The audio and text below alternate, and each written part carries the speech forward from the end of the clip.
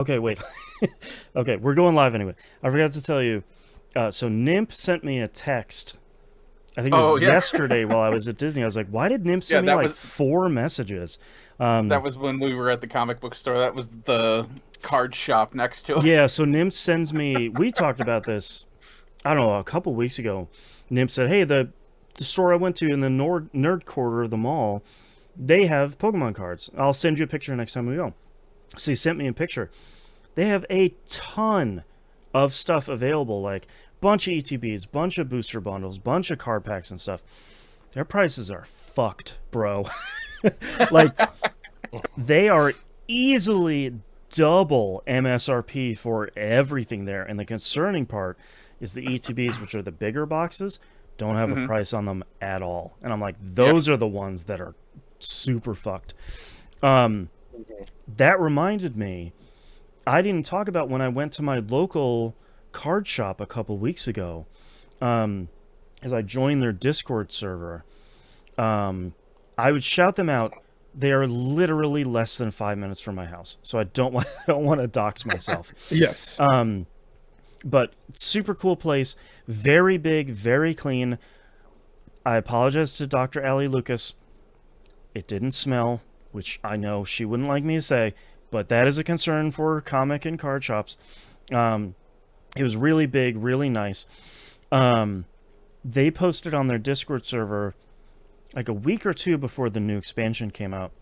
It said, "Hey, we've got the new card packs. They're in store right now. You can come and pick them up right now." So I load the kit up in the car. It's like 6:30 at night. Load the kit up in the car. We go over there, um, and everybody's super great.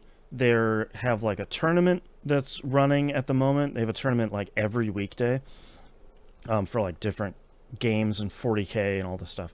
Um, very much like nerds that are there. Like this seems like a place that actual people that are invested in these communities come to shop and play at. Um, and I look, and they have a whole bunch of stuff for uh, the new set. They don't have any ETBs because like there was some production problem and they got delayed. Um, and I go up and I said, okay, how much is this older ETB, the Elite Trainer box? And MSRP is 50 or 55 depending on the set. He goes 120. I was like, I'm good. I don't really need that. And my kid is over there being like, that's the one with Eevee. Buy it. I was like, no, stop it. Come on. I'm not spending $120 on that. I said, okay, I'll take one of those 3 card packs. This new expansion has like a blister pack, has 3 packs of cards and comes with like a promo card in it. This one was a cool like shiny Psyduck. And I was like, I'll take one of those. It was a little bit over MSRP. And then I'll take one of the booster bundles. And that's a 6 card pack. And he goes, oh, okay, a booster box is 250. And I was like, no. Whatever that is not the thing that I want for that amount of money. I want the 6 card pack. And he goes, oh, okay, that's 40. And I was like, oh, that's still a little bit over MSRP, but that's fine. I will support a local business.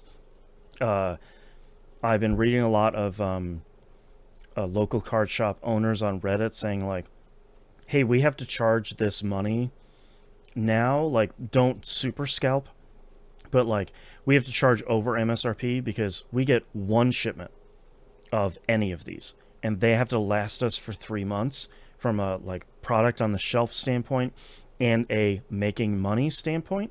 So like, Yeah.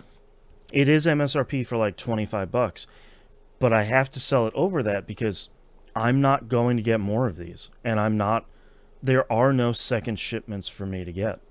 So like, I have to make this last. So I have to charge this amount of money to keep the lights on.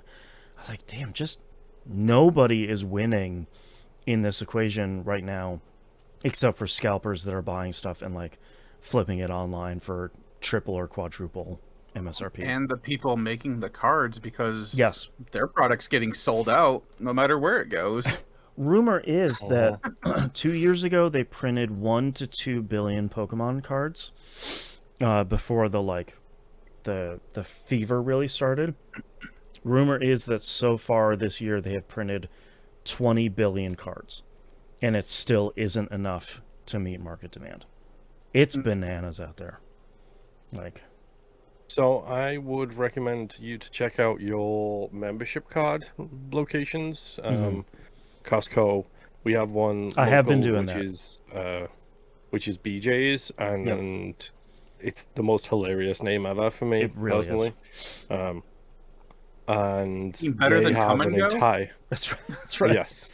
Sam's Club has an exclusive set as well. They have this giant box that's 14 card packs in it or something for a ridiculously low amount of money. But yeah, they've been doing. I went there and it was fully stocked. I was like, I should take a photo of these and send them to Boston to see if he wants any. Yeah. No, because I don't have the time to go to the post office. Yeah, I appreciate the thought though. But yeah, it's been really interesting to see that the big box stores have been taking this really seriously, and GameStop has honestly as well, where the big box stores are like, okay, cool, you're going to come to a different table that has the pallet behind it. You can't just pick them up by yourselves. You get 2 of them maximum per membership. And we're going to scan your membership card. We're going to scan those the UPCs on them, and we're going to match them to this. If you try to order more of those, you're banned. Just full out. And it's like, yes, that's exactly what you shouldn't be able to go and say hey, I brought my own forklift. I just want both of these pallets. And they're like, fantastic, sir, let's take $5,000. And I don't actually understand why you're sticking it to the people that have money to do that. that's right. Won't you think of the scalpers, please? And actually, GameStop has been setting harsher limits on their stuff and tying your purchases to your phone number and requiring a phone number when you go there. So at least attempting to do some. Of course, there are ways around that, but they're at least attempting to say no, you can't just buy 2 card boxes here and then go to the store in the next town and buy 2 there and then go to the next one and et cetera, et cetera. So at least they're trying, because I think a lot of stores are realizing we're making the money either way, but we're starting to get pretty bad press when we're allowing people to just go in and buy literally all of the stock, and then parents and grandparents looking to buy a present for their kid just can't get anything. Tell me who isn't getting bad press for the last couple of years about any given thing. Yeah, for sure. So even when those pictures that I sent you, I was trying to be real careful because there was kids running around everywhere. Yeah. So I was okay, and waiting for kids to move so I can take pictures of the wall and stuff like that. And I even had one of the people that were working there. They're like, "Hey, what are you taking pictures for?" I got a buddy other side of the country. Just sending them to him in case he's interested in any of these. He's like, okay. And I'm like, yeah, I don't care about any of this. Right. I don't even know how much. I don't even know if you're within the price range that he's looking at, which is why I'm taking a picture and sending it to him. It's I have no fucking interest in any of that. I can only imagine how many weird Yelp reviews they get of I can't believe this store is selling above MSRP and blah blah blah. It's come on, man. Find something. Look, their prices are rough, but they're not nearly as bad as they are online. And like I said, there's still a supply and demand problem. They shouldn't be charging over MSRP, but this is the stuff that they can get. It's different. We're seeing more local game stores online that are sending their staff to go clear out Walmarts and Targets. You shouldn't be doing that for sure. Because that's real bad. Because then you're buying stuff at MSRP at Target and then turning around and selling it for 3 times as much in your local store. You can't be doing that. But it's just rough all around. And there's no real good solution until Pokemon Company International wants to do something about it. or until the scalpers move on to the next whatever bullshit like thing. the next hot, like, quote unquote investment property. But like, bring there's back the tickle me ammo. Yeah, exactly. Like the problem is they're a company in a capitalist society, so they really don't care. Yeah, exactly. Yep. And like, the worst part is like, the Pokemon Company really tries to, because like bots online are a whole separate issue of just like immediately scooping up thousands of dollars of Pokemon stuff in the blink of an eye, so like actual people can't compete. But like the Pokemon Company as well, on like the Pokemon Center website, is really trying, and there's just no there. The hard part is like there's no good way to win the arms race against bots. And like that's kind of the core of it, is like you can't beat a whole Discord server full of flippers and scalpers. They're just running 15 bots a piece and just scooping everything up. Like, there's just no way to beat it. And that sucks. Especially for someone that just wants to play the game. And like, my last point here, because we need to start recording. My biggest frustration is people online. They're like, well, don't pay the scalpers. The reason we're in this is because people are paying scalpers, which there's a kernel of truth in there. But the problem that people really frustrate me is like, just buy singles. Don't buy the card packs. Like, don't go looking for card packs. Just buy the singles you want. It's like, that's really great if I was looking to complete a collection. I'm not. I'm looking to have my kid have the regular TCG experience, which is she behaved at the grocery store, so she gets to open a pack. Or she did really great on a report or something, you get to open an ETB or something. Or like your report card came home and it was great, you get to open something. Like, and we're building up our binder to play the game. If you're collecting one of everything in each set, buying singles is great. You buy one of everything and you're done. But like, that's not the experience that I'm looking for. And none of these like 30 to 40-year-old collectors or investors really understand that. And that's one of the most frustrating things. Is they're like, yeah, just buy the singles you want. It's like, that's not... It's supposed to be a trading card game. I should have a bunch of cards that my kid is trading with other kids. Like, that's how the game is supposed to go. That's how you played this stuff when you were young. Like, that's the game. And to be fair, I don't feel entirely bad for the card shops, because I remember how scummy they were when I was a kid. 100%. Like, when we wouldn't know what a fake looked like from a real card, like, they were eaten really well. Yep. Yeah.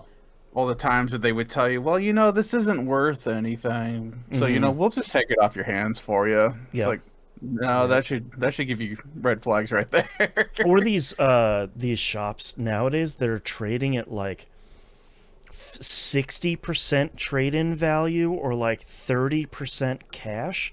And it's like, bro, no. Yeah, in-store credit or cash in hand. It's exactly. Like, why wouldn't I just go sell it on eBay? Like, come on. Yeah. Which, again, then you should, if you don't like what the trade value is for what you're getting. Yeah. But because that's the whole thing with like pawn shops too. Like, people who go walking into pawn shops and they're like, well, I know this is worth $1,000, so I want $1,000. It's like, well, if it's worth $1,000, how's the pawn shop supposed to get its money? Yeah, exactly. Kind of thing. It's like, you're not getting $1,000 by going to them and telling them you want $1,000. Like, you just added a middleman. Yeah, exactly. Like, yeah. All right, are you guys ready to get started? Yes. Sure. All right. Let's get started here in 3, 2, 1. Welcome to a brand new episode of That Video Game Podcast, aka TVGP. I'm your under the weather host, Boston, joined as always by Moonpeer. Hi, I'm very tired today. And the Nymph. I don't know what I'm doing here. I just work here, man. You can ask my manager. You can ask for my manager over at e1m1.cash. This is a listener-supported show. If you'd like to support us, you can do so over there. The $5 a month tier is the recommended one. That gets you everything. Exclusive, uncensored audio.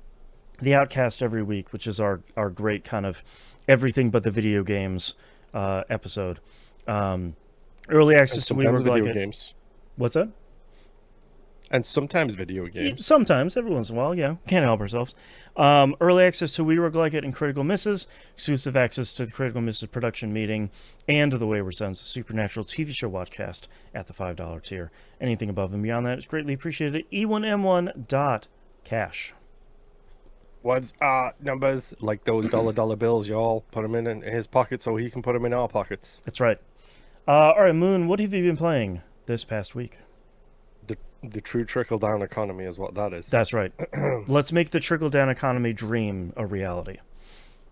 When Boston doesn't pay taxes anymore. Exactly. E1M1 as a company is a person, Moon.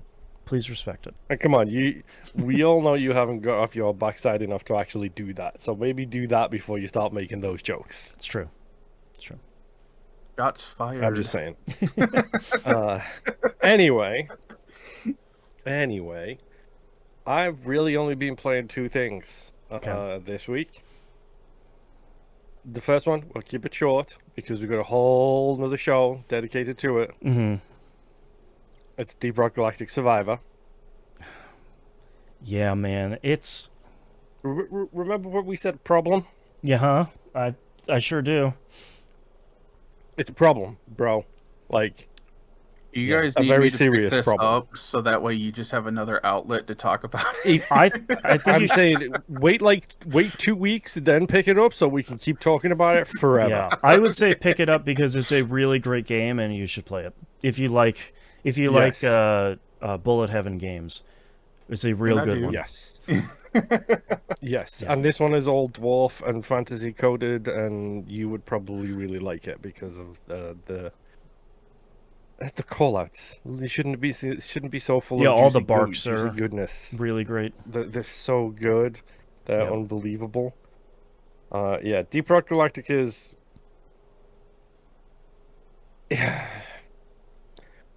Stay tuned for the 60-minute episode of We Rogue Like It that I'm sure is going to be coming out alongside this one. Probably a season of We Rogue Like It that the episodes get longer instead of shorter. Yeah, which is going to be... Yep. Problems. It's going to be bad. Yep. No. We haven't recorded the We Rogue Like It yet this week, folks. That's right. Because we were doing something else. Yep. So I'm just going to make a note for myself here. Where is it? There. Okay. Mm-hmm. Legendary gear. Talk about this. ... Enter. Tune into We Rogue Like It, episode 297 for more. Yes, and I can't type because I wrote Legendary Gear. Yep, perfect. I've already played this for 31 hours. Jesus. It makes sense. Like, I streamed it again this week, and I did a couple of runs, and I looked down, and 2.5 hours had progressed. I had no idea. It just... And, like, I made a mistake in the first episode of We Rogue Like It. You don't have to at me. The robot's name is Bob, not Doug. Sorry. But let's be fair. Doug is a way better name. For a mining robot? Could have come up with a 4-letter acronym for Doug easily. Mm-hmm. Like, or it could just be DUG. Anyway. Yeah, even better. Yep. But yes, it is. It's my. We've talked about this before, like, and I've had this before, where it's just like, look, I've just finished a 12-hour shift. I don't want to sit at my PC. I don't want to play something that I'm not going to have that much time to play. Yep. Because I've only got 45 minutes before I need to go to bed, essentially. That's 2 runs of this. Easy. It's literally 2 runs. Yep. It's 3 or 4 if you do the escort mission ones, because they're only 3 floors. See, it's all progression out the wazoo is what I'm looking at here. Sounds like your problem is you can't time manage for anything. That's right. Or can I? I mean, the problem is I'm doing 17 people's jobs, it feels like. But I The mean, problem is we're already redlining on lack of sleep to force right. video games. But I mean, that's, Yes. credit again to Vinny Caravello over at Nextlander. That's the great meditative part of these Bullet Heaven games is like, I know how to play it. I'm I'm using my brain. It's not a mindless thing, but it is definitely not. I'm not playing a puzzle game. I'm not playing this like super fast twitch action game where I have to I'm thinking about 20 things every millisecond. I'm just playing a game where I'm choosing three things. I'm making And a cool again, build. one-handed, by the Right. way. Yep. And like it's that perfect bullet heaven game where it's like I am relaxing, I am playing something, I'm having fun with it, and it is not the heaviest mental lifting thing here, and that's to its credit. Like today, I cooked my chicken for work because I make salad. If you don't know, I make salads for work. I cook my chicken on Sunday. I make 5 salads every Sunday, and then I use that for my lunches for work, so I don't spend money because I'm a cheap MFer. And I put my chicken in the oven. It cooks for 45 minutes, and guess what? After 45 minutes, it's 2 runs, baby. There you go. Squeezing it in. Like, don't say that ever again. Squeeze it. In the caves, in the mines. Well, I don't want to hear about your chicken handling either. So. Yep. Listen, Stuff happens man, in the mines. I like my breasts cooked. Thank you very much. The drop pod leaves with or without you. Stuff is happening down there. It does. Also, you can complete the dive without getting on that final drop pod, just so you know. Oh, interesting. Okay. I did not know that. Which I didn't know until I did not get on that thing, and I got credit for completing the dive. So whether that was a glitch or not, who knows? Hey man, you beat the boss, or you excavated the heart. The miner doesn't need to make it. Those ones, I think you have to make it. But for the Okay. beat the boss one, I think you don't have to make it for that. Yeah. It's a great game. I love the really game so good. much. It's so easy to just be like, I don't know what I want to do. I'm gonna put this on, and I'm just gonna wiggle my stick and run around a little bit. Yep. Especially when you find yourself on a really good run, and you're just like, yeah, everybody's dying. Oh, the secret mission here is to get alien threat level to 10. Bring it on, punks! Like, it's so satisfying as one of those games. And thankfully, it's a roguelike that's happy to let you break it. You know, because we've run into roguelikes before where it's like, oh no, hold on, sir, you cannot get too powerful. That's not the rules here. It's like, no, we're gonna let you go bananas. Have fun. In fact, we're going to encourage you to break it by giving you things to help you progress. Exactly. Quite significantly. Yep. Which we'll talk about in the next episode of We Roguelike It. That's right. In the meantime, the only other thing I've been playing is Helldivers. Because it's on my Xbox and I don't have to sit at my PC to play it anymore now. So I'm literally like sitting down, and if I see that my boys are on and playing it, I just jump in. There are times I don't even join or start a party. I just literally jump in and be like, cool, this is great. Yep. We use the ping system in the game, which, again, Apex Legends. Thank you very much for that. That is a game changer of a thing. We use the ping system. We don't even talk. We just go do the thing that we need to do and get out. Like, it's great. We jumped in. I jumped in on, I think it was like Tuesday, maybe. I was a little bit late online, so I jumped in on, I think it was Rob, and then we had like 3 missions to do. And Pharaoh jumped in too. But like, Pharaoh's level 6 on the Xbox. I'm level 12, and Rob's like level 40 because he has a problem. And we did the first mission, which was nightmarish because we were on difficulty 6, which is the extreme difficulty. And then my headset died. And then my controller disconnected. Great. I wouldn't reconnect. No controller would reconnect. And then you can't pause Helldivers. Right. Nope. So it was just a lot of me with a USB cable plugging it in, wibbling it around until the controller connected, and trying to stay perfectly still while I was playing the game with no headset. I ended up having to fix that problem by doing a full reset on, not reset, but a full power cycle on my Xbox, and like disconnecting or reconnecting all of my controllers again. Seems to work now. There you go. Then I had a party chat problem where I couldn't talk in party chat. And I think that one was because that one was like yesterday, and I think that one was because I pressed back too many times. So I opened the text chat, then I opened the keyboard by pressing back again, and then I opened the text to speech by pressing back again. Right. And I didn't know I'd done this until I think this morning when I hit the search button so I could search for one of the apps I have installed, and the search bar it filled out with basically my entire attempt at talking to the boys in party Hello, chat. Rob, are you there? Hello, does anyone hear me? Pretty There's much, no one yes. talking back. Help, I'm all alone, please. I was like, I wonder if that's what happened, and that's why they couldn't hear what I was saying. I'm at the whims of a cruel god. Thing. It's like, okay, whatever. So, I still love Helldivers. I'm slowly making progression. I'm now at the point where I'm starting to need the pink materials, but that's also because I've been playing on difficulty that's like 5 tiers too high.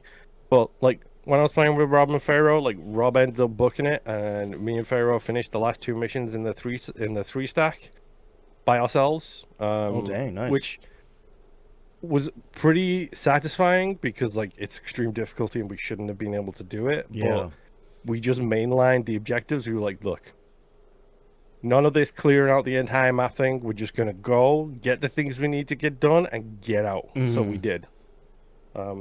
You played a whole bunch yesterday. Clear like the hardest difficulty with the base weapons that you get out of the boot camp. Like there's not.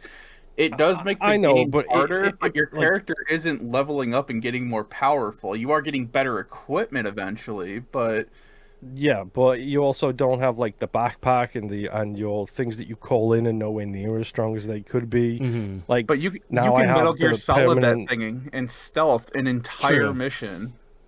Yeah, at 1 o'clock in the morning, I'm good, thanks. I want to get this done so I can go to bed. Right. Like that's why. But like I've got like the orbital laser now, the one that chases enemies around, which is like one of my favorite things. I've been playing with one of Rob's friends, Pete, and it's hilarious because he has this armor set that lets him throw stuff. So like his leg and his arm are actually robot arms. Oh. The mobile infantry made me I am the man today kind of moment for that particular like armor set. So he can throw things like a football player on steroids. Well, I mean that's a given. Like a football player on super Earth steroids. Right. I throw a respawn thing and it's like 45 meters away if I arc it just about right. He can whiff it into the ground and it's 77 meters away. Jeez. So like you just see like these orbital strikes coming in from miles away, and it's just like, bro, like, why? How? Please stop. But on the bright side, you do get respawned out of the combat area if reinforcements need to get called in. That's nice. I always throw my reinforcements at like the weirdest places that are out of danger, but just like, oh, this guy just is now on top of a cliff now. Right. The thing that I like that they've done with the game since the original launch is like they have much widened that reinforce area. Like it used to be your pod would come down pretty much dot on with the blue beam, like where the grenade was planted. Yeah. It feels like that is a much wider area now, and they have a tendency to make you spawn away from people. Because I've noticed it's a lot harder to try and crush somebody with a pod when you're annoyed with them now, which I'm very happy with. Right. Yeah. You can. 100%. There is an upgrade. Oh, go ahead. For the steering. Yes. Yeah. Yep. Yeah, I've just got that one. I did manage to take out one of Rob's walker arms. Like he was literally, I was being reinforced. He walked past my reinforcement point, and as I came down, I literally shorn off his arm with one of his guns on it, and he was like, "Bro, what?" And I was like, "Oh, it happened." See, I Like, timed welcome mine. to the Star Wars universe, I That's right. guess. That's right. I think there's an achievement for it too, or a trophy, but I timed mine so that way I would land on top of an enemy unit. Because I've taken out a charger before with my drop pod Oh, as I jeez. come in.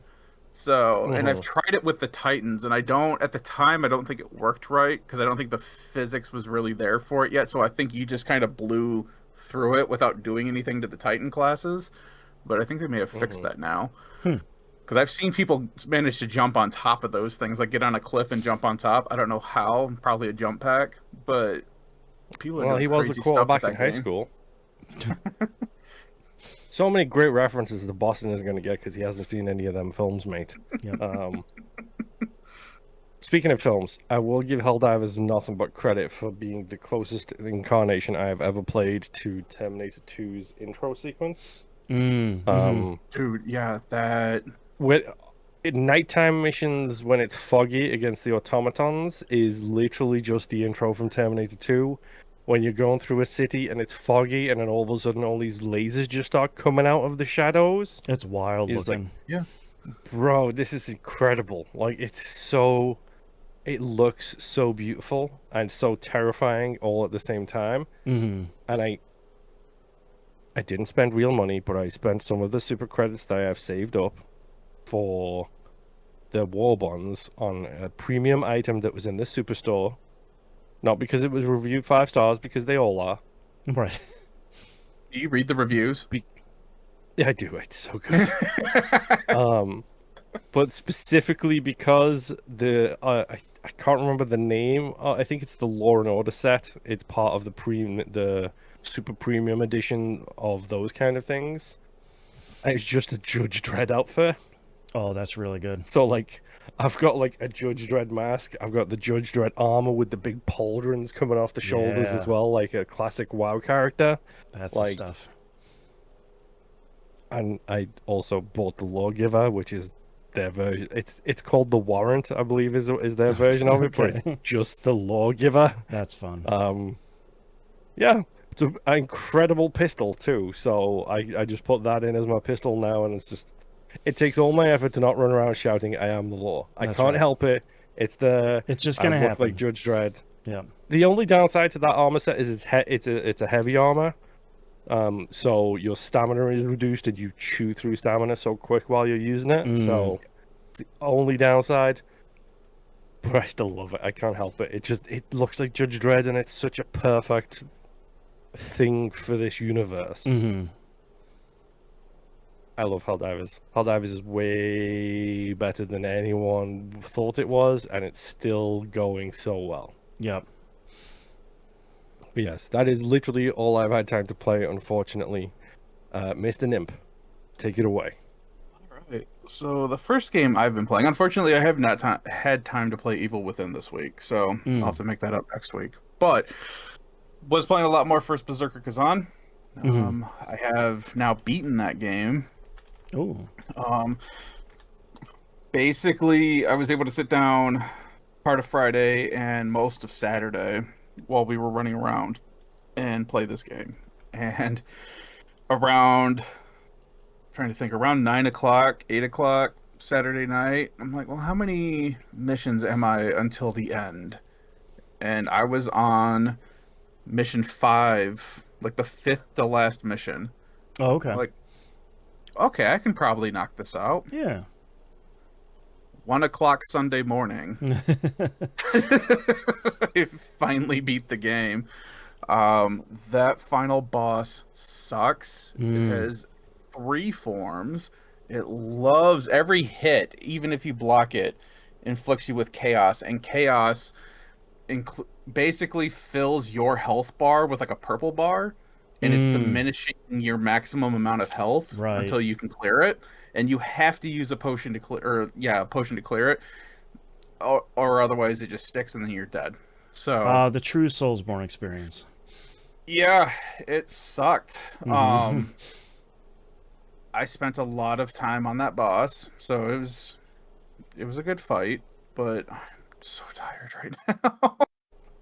But all in all, very Great game. I really enjoyed it. When you beat the game, it does throw you back into the world, so you can just pick wherever you need to go if you need to wrap up Oh, and like good. grab like collectibles and stuff like that. I pulled up a guide anytime I completed a level. I would pull up a guide to be like, okay, I'm missing a soul stone. Let me try to figure out where this is, or I'm missing one of the like what do they call it? Like memories, basically like your collectible document or whatever. Oh, right. Missing a memory, it's in between this stage and this stage, and then look up and it's like, okay, cool, this is where I gotta go to find it. There are generally enough of the bonfire equivalents where you can fast travel to almost any point within that map and be fairly close to any important thing that you're trying to look for. Oh, that's nice. So yeah, so it really helps out. I will say though that this game does have a skill system that I didn't really talk about because I haven't really used it while playing this game. The only skills that I really unlocked is when I hit the dodge button, instead of him needing to wind up to swing his greatsword, it's just automatically like he's got the momentum, so he just shifts the momentum into his weapon and it just makes it attack faster. Oh, that's cool. So that's basically all I did this entire game was I would hit dodge, I would hit either my light or heavy attack twice and hold it on the second hit, and that would charge a third hit, and it would do a ton of damage and a ton of stamina damage, so I can finally do like a brutal attack on him. And that carried me throughout the entire game as soon as I unlocked that ability. Nice. But like the rest of the skills that required like the button modifier and all that, I didn't find that they did a ton of damage. The reach on most of those skills wasn't that great, so usually by the time the wind up ended, the enemy wasn't there to get hit by it anymore. So I kind of thought a lot of the skill tree that you could use just wasn't that great or useful. So, but there are certain things like the javelin, being able to upgrade that, you get like the ability where you kill an undead with it, they stay dead. You can charge it so it takes up more of, like they call them the soul points. So you can charge it and to use 2 soul points does extra damage, and you eventually get another ability where if you hit a weak point while it's charged up, it will refund one of those spirit points to you. So you basically just did like the maximum amount of damage for one skill or soul point. Gotcha. Like, all right, that was pretty useful for being able to snipe stuff at the end that I just didn't want to deal with, or I just wanted to get a decent amount of damage in before I started a fight with it. But yeah, outside of that, like this, if they make a second one, because they do leave the game off on kind of a cliffhanger, if they do get around to making a second one, I think they really need to go take a look at the skill tree, because I didn't find a lot of that to be useful for greatsword anyway. I didn't try the dual wield, I didn't try the spear. Those may be completely different and a lot better. I don't know. But for just running around hitting thing with big weapon, I got my thrill. So, outside of that, once I did finally beat Khazan, Ghost of Yotei came in. So popped that in, got everything downloaded, started playing that. I am only 3 hours into this game right now. And it feels like a breath of fresh air. Oh, nice. One, it reminded me that I can pause this game.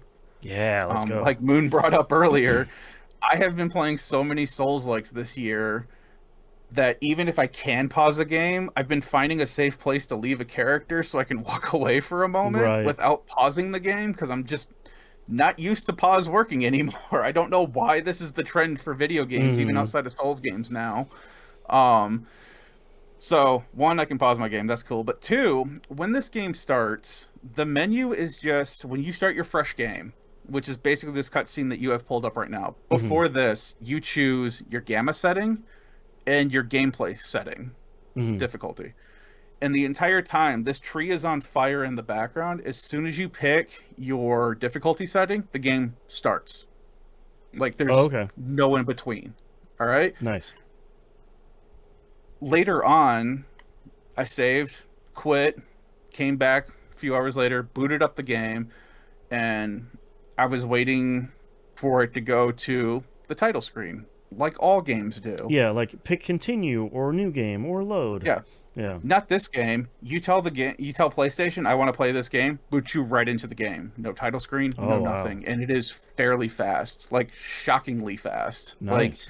I thought I hit a button by accident, shockingly fast. Right. I was like, all right, that's cool. And I did it another time too, because I was like, wait, did that just do that? Closed out the game completely, booted it back up, went right back into the game. I'm like, well, that's pretty sweet. All That's right, nice. and it's pretty fast. So this game there's a lot of comparisons with Assassin's Creed Shadows for good reason. They are story-wise generally the same thing. Your family has been killed. You're playing as a woman in this one. I believe her name is Ate, or Atu. I haven't heard enough people say her name for it to stick in my mind yet.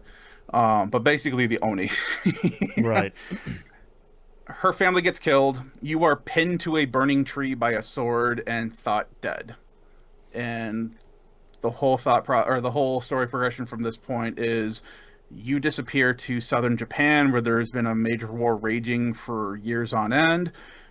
Your character has been participating in that war, and when the war finally dies down, they are skilled enough to be a warrior, and they come back to exact revenge on the Yotei 6 who killed her family. Gotcha. And they have masks. So that's how the comparisons between the two are going to go. Mm-hmm.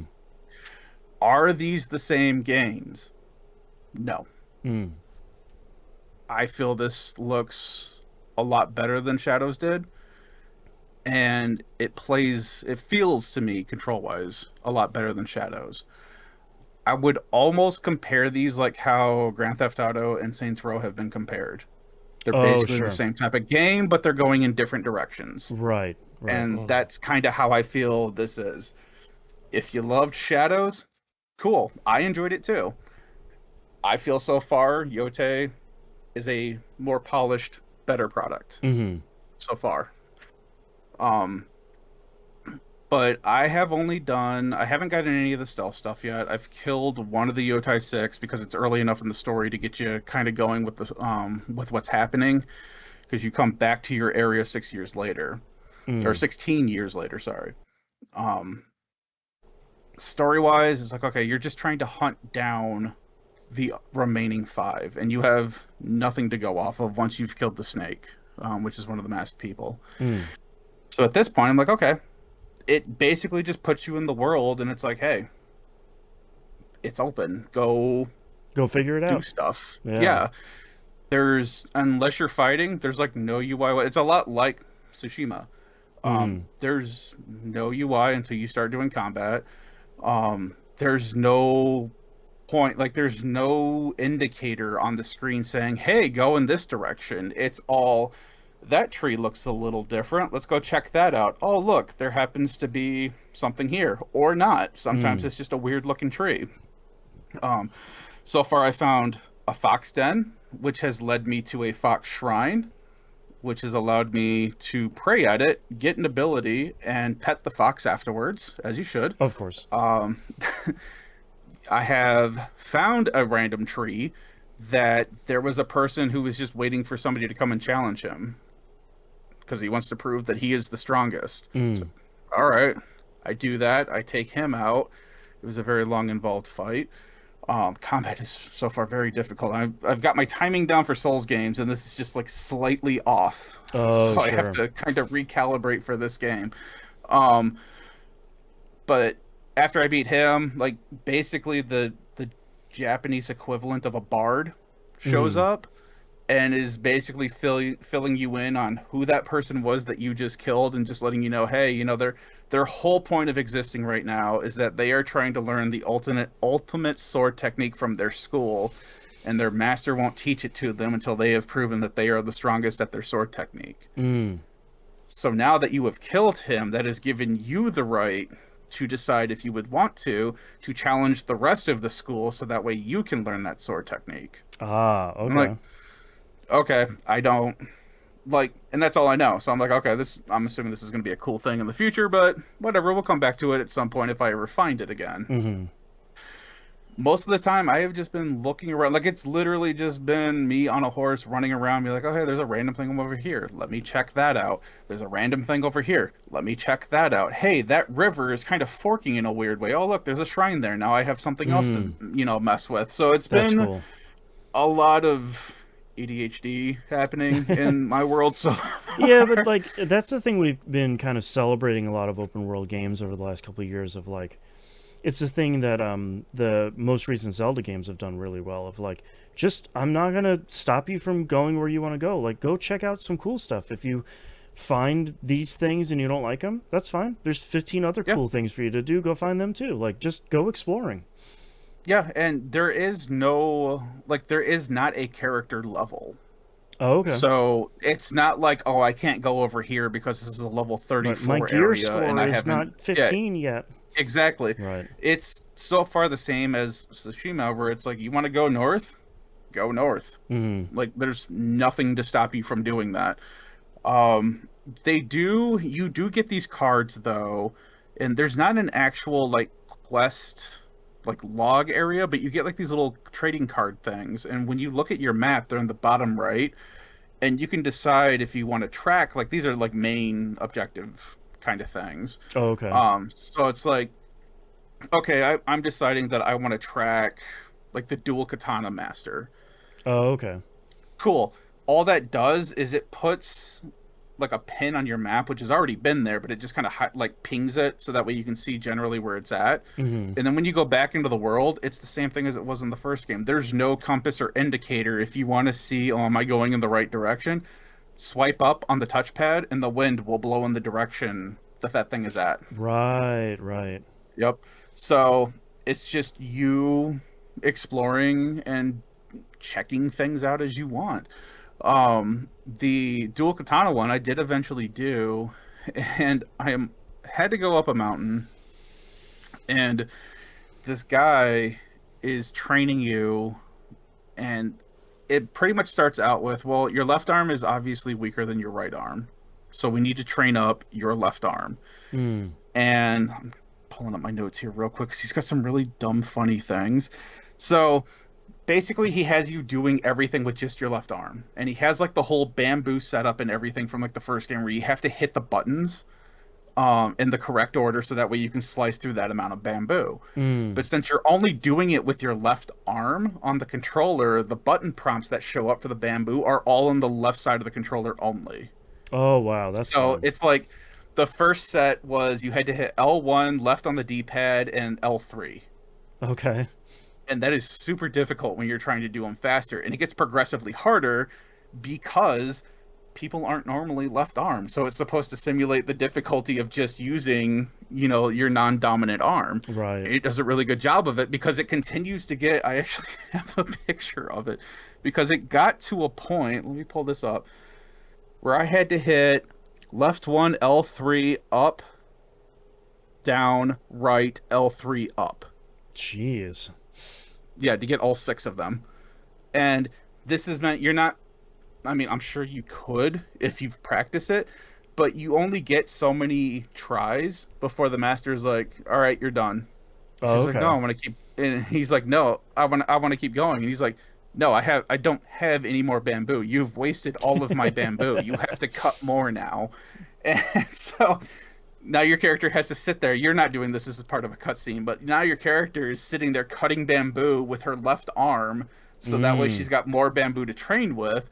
And then she rests, and then the following morning you're woken up by this master poking you with a stick, being like, "Is your left arm sore yet? Huh? Huh?" And it's like, all right, man, whatever. That's fun. So you get all that done. The left arm training, I think I completed it where I could finally, because the bamboo, as the training progresses, the bamboo inputs gets easier for you to do.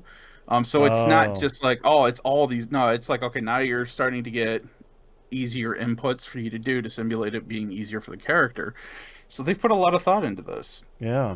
I am at the point now where the master says I am ready, but I had to save and quit at that time, so I think I'm getting to the point where they're going to give me the other katana, and then I can start changing into a different stance, which will be interesting to try. The other thing that they've had that I've been messing with is they do have like the painting that was also in Assassin's Creed. Oh, right. Um, the difference with this one is that since it has the touchpad, they do, because it's a first party Sony company, they're actually going through and using like every functionality of the controller, which I enjoy. With this one, it's showing you on the parchment, okay, you need to do like a swoop up. So you do the swoop up on the touchpad, and then she draws that out, and then it's like, okay, now you have to do like a little S line going across, and so you trace that across your touchpad, and then eventually you draw like a crane or a turtle or whatever. Oh, okay. It's like, all right, cool. And then you get, because you've completed the painting like from the first game, now you have a bandana Okay. that just magically appears that you can equip for aesthetic reasons.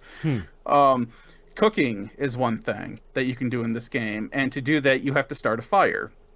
So you're sitting there in first person view mode, and there's two little piles of like kindling underneath the wood, and you have a flint and a piece of metal, and you have to swipe with the touchpad while directing where the sparks are going so that it catches the tinder on fire. Oh, huh. Once you have the tinder on fire, then you have to hold down the R2 button at right, at the correct point, so that way she is blowing into the sparks to help them ignite and become an actual fire. Oh, jeez. So I was like, okay, so that it's actually not that difficult. It just takes a little bit of getting used to. The cooking I'm still getting used to, because you are doing this like I had to cook fish. So they have chopsticks over the fire, and it's using the 6-axis on the controller. So you have to hold it, and then you have to like hold it just right over the flames, and then you have to flip it so that way you're not burning one side. Oh, You just wow. hit circle to do that. And it's not terribly difficult. I have burnt a fish or two Sure. trying to get this just right. These are skippable as well, though.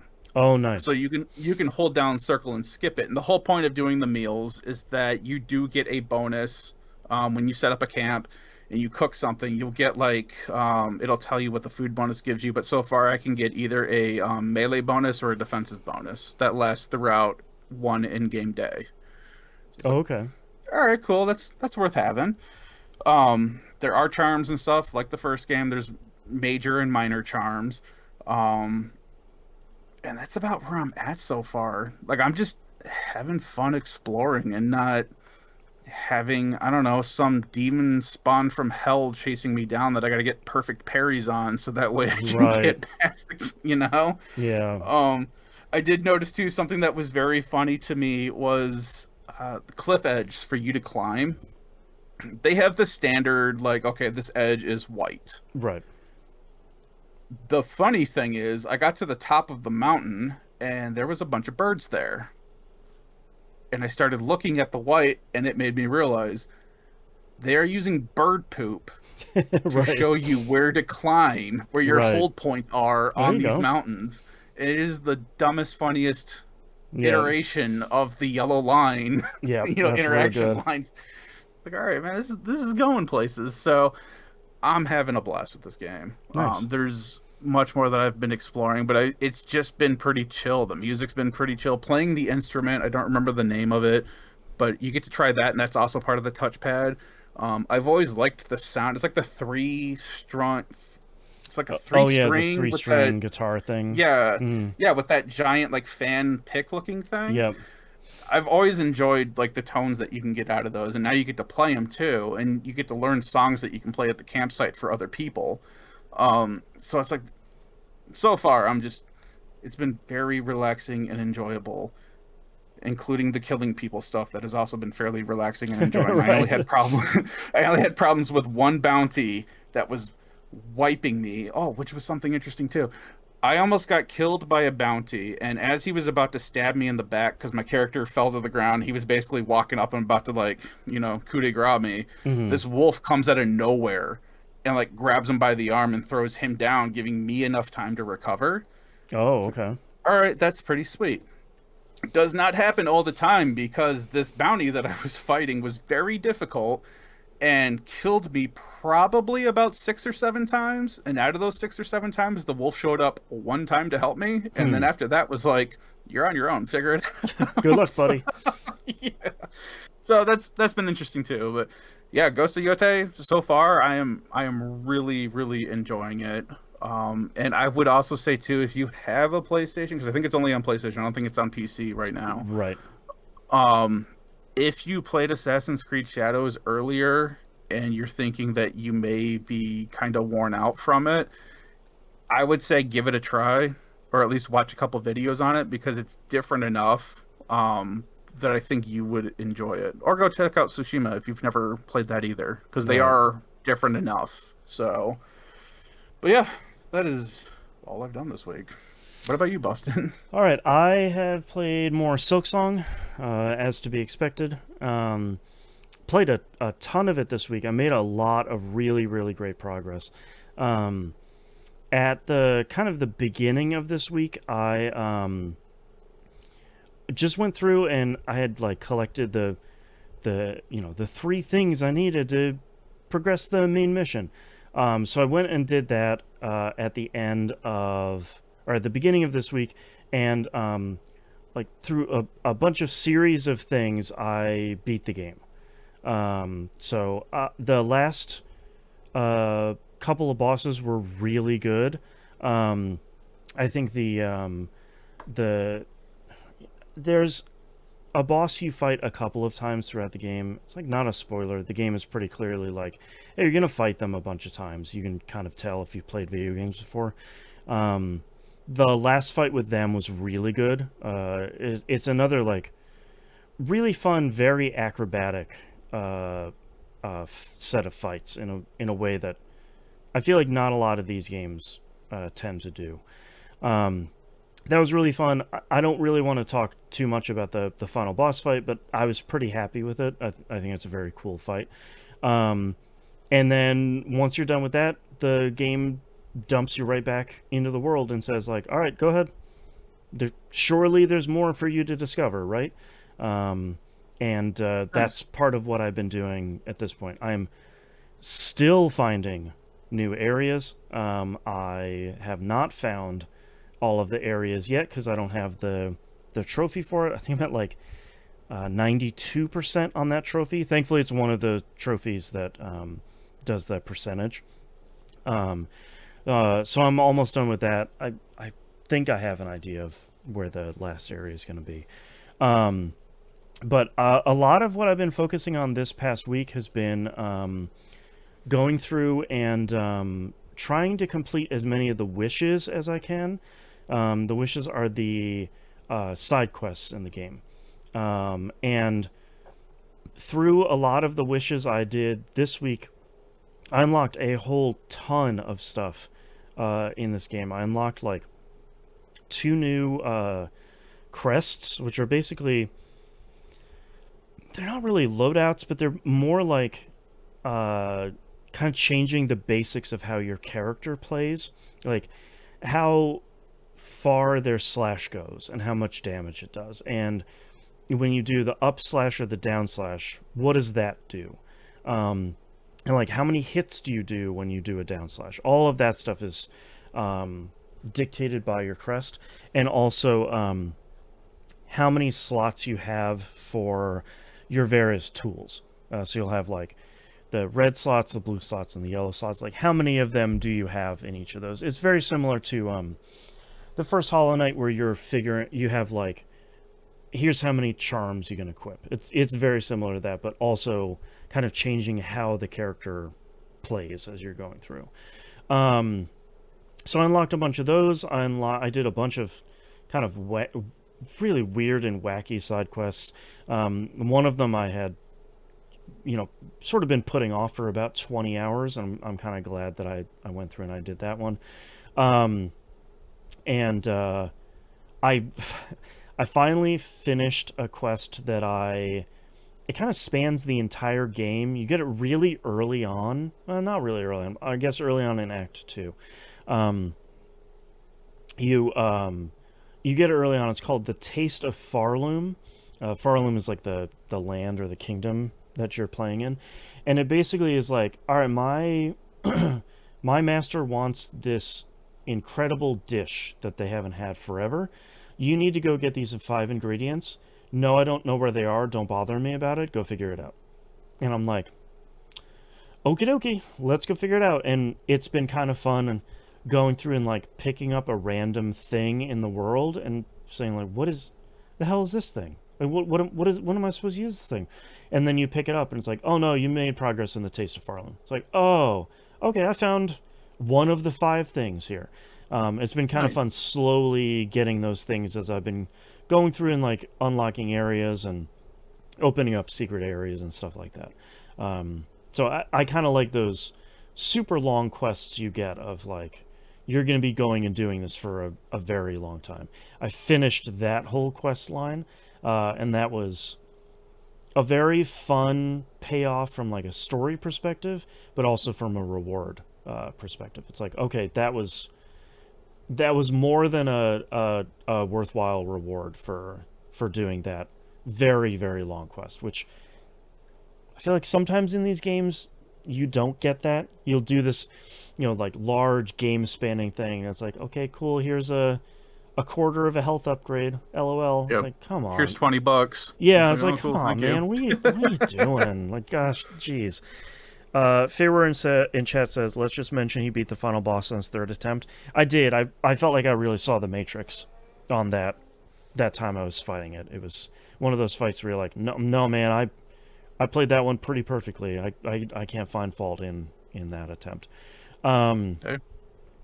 What else have I done? I have a bunch of stuff. Like, I think the thing that's been really impressive to me is I think I'm a little bit over 30 hours into this game, and I'm still finding new areas. I'm still finding side quests to do. I'm still I had like a quest I didn't realize I was working on for most of the game, and now that I kind of finished it, I started a brand new quest kind of on the back of what that quest was. And I was like, okay, like, I'm still finding a whole bunch of stuff in this game, and I'm still finding a bunch of secret areas and everything, because I have more movement abilities, I have more attack stuff, I'm exploring more stuff. So that stuff has felt really, really good, that I'm dozens of hours into this game and I'm still finding a whole bunch of stuff.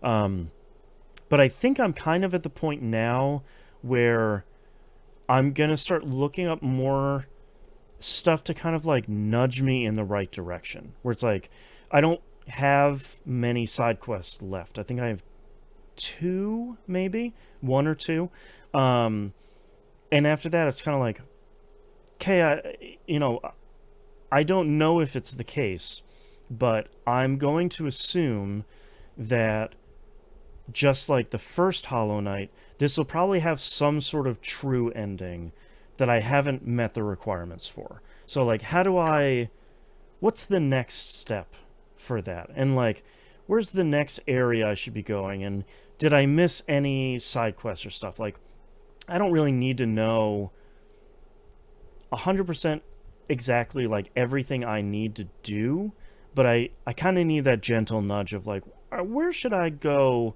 Where should I be going next? What should I be doing next? And I think that's probably what I'll be picking up next. It's just like, all right, what else? I don't need anyone to solve the problem for me, but where am I going next? I don't think there's anything else to say that isn't spoilery at the moment. This is still the game that I'm looking forward to going back to the most. Like, I have been putting off a really hard boss fight at this point, the boss fight I talked about before, where it's like, you go through the whole giant poison area and then you fight a couple of waves of hard enemies and then you fight the boss. I still have to go do that one. I'm a lot stronger now. I have a lot better tools. I actually finished a wish that I had been putting off forever, because it was one of those annoying, like, find me 6 things in this area, and I'm like, I don't want to scour this whole area for it. Like, that sort of sucks. But I did finish that quest, and it gave me a tool that turns all of my my like attack tools, like all my kind of red tools that do direct damage, all of those will do poison damage now too. So I can do damage and I'm poisoning enemies. And I'm like, okay, I have a lot more tools at this point at my disposal for potentially taking out this boss. Like that, maybe I'll have a better chance at doing it this time. We'll see. That's when you find out the boss is immune to all status effects. Right, exactly. Like, I wouldn't put it past Team Cherry at this point. So, especially kind of the point I'm getting to at the game is this later point where it's like, the game's never really cruel, but it is getting a lot more brutal in its difficulty. So, I don't know, but I'm really looking forward to kind of continuing to dig deeper into this and see whatever is left in this game as I keep managing to find more and more stuff in this game, which is really wild and super surprising. So, still playing Silksong, still like finding new stuff in this thing and still really having a blast. So, the only other game I played this week is Final Fantasy Tactics: The Ivalice Chronicles, which, again, the game's not pronouncing Ivalice how Square Enix has been pronouncing it. This is the remaster thing, right? Yes, this is the remaster or not thing. I am playing the new version, which I don't remember what they call it. Modern, maybe? Yeah, modern. Yeah, I think it's like Modern and Legacy, I think are the two options. Legacy seems like it's completely solid. You don't earn any trophies in that, which I do appreciate they tell you right on the main menu of like, hey man, this is the original version with a brand new translation. You don't earn trophies. So like, you want to play the classic one? It's here, but you're not getting any of the new stuff. So it's weird. I would have thought that it wouldn't have mattered, but I think because there's a lot of trophies in here that are for the specific for the new system, like for the returning systems or the new systems that we didn't have in there's some stuff in this. I didn't even really know this. I guess there was some stuff in the original PlayStation 1 version of the game in Japan that never came out over here. They were just never translated and put in the game. It's like some sort of like visual novel things that I had no idea about. They brought them into the game for the first time, so I think there's some stuff relating to that. But so far, it's Final Fantasy Tactics. It has, as expected with Square Enix, really great voice acting. Everything is really, really great. I have run into Ben Starr's character that he's voicing. Does really great. I think he plays Dysadarg and does a really great job at that. I've been unlocking jobs. It has the really great kind of flowchart thing for the jobs now that we talked about of like, hey, you want to learn how to do this? You want to become a black mage or a white mage? You need to get to level X of chemist. And you want to be a chemist, you need to do this. So it shows it in a much, much cleaner way over the first game. There are some really great quality of life things. One of the biggest things that I didn't realize is that a bunch of classes have innate abilities from the beginning. One of the biggest ones in this game is chemists start with throw items, which is the biggest improve. If they would have just done this and made that change, it already would have improved the game tenfold.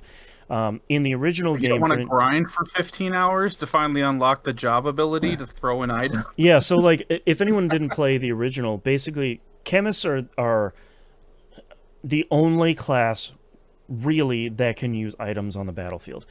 And in the beginning of the original game, you would have to be in the tile next to the person you want to use a potion on, or an ether, or a phoenix down, or anything. Yeah. And you would just cardinal direction, no diagonals. Exactly. And eventually, after you would grind for a whole bunch, you'd get a skill called Throw Item that will let you throw items, I think 3 squares in like a radius around you, maybe 2. That's about right, yeah. And at that point, Chemist is way more useful because you don't have to follow around each individual party member that you want to heal. So it starting with that skill innately at the beginning is a huge benefit over what the previous iteration of this game was. You can also save loadouts for characters. So you can say like, oh, I have these 3 loadouts for this character. Maybe if you're switching between jobs, or maybe you're switching between loadouts for a specific job. You can optimize your equipment and it works exactly how you want it to. You can try equipment in the cellar. You can. Oh, there's like one more thing that I really liked in there, and I don't really remember. Did they have test equipment in the original, or was that only in advance? I didn't remember if they did. Okay, because I know it is in there eventually, but yeah, I can't remember if that's in the original or not. Yeah. So there's just a whole bunch of stuff of like, this is what you expect out of JRPGs and SRPGs nowadays, and it just brings this game into line with the rest of that stuff. Hiring party members is way easier now. You can actually change your current party members' names at the tavern where you get people.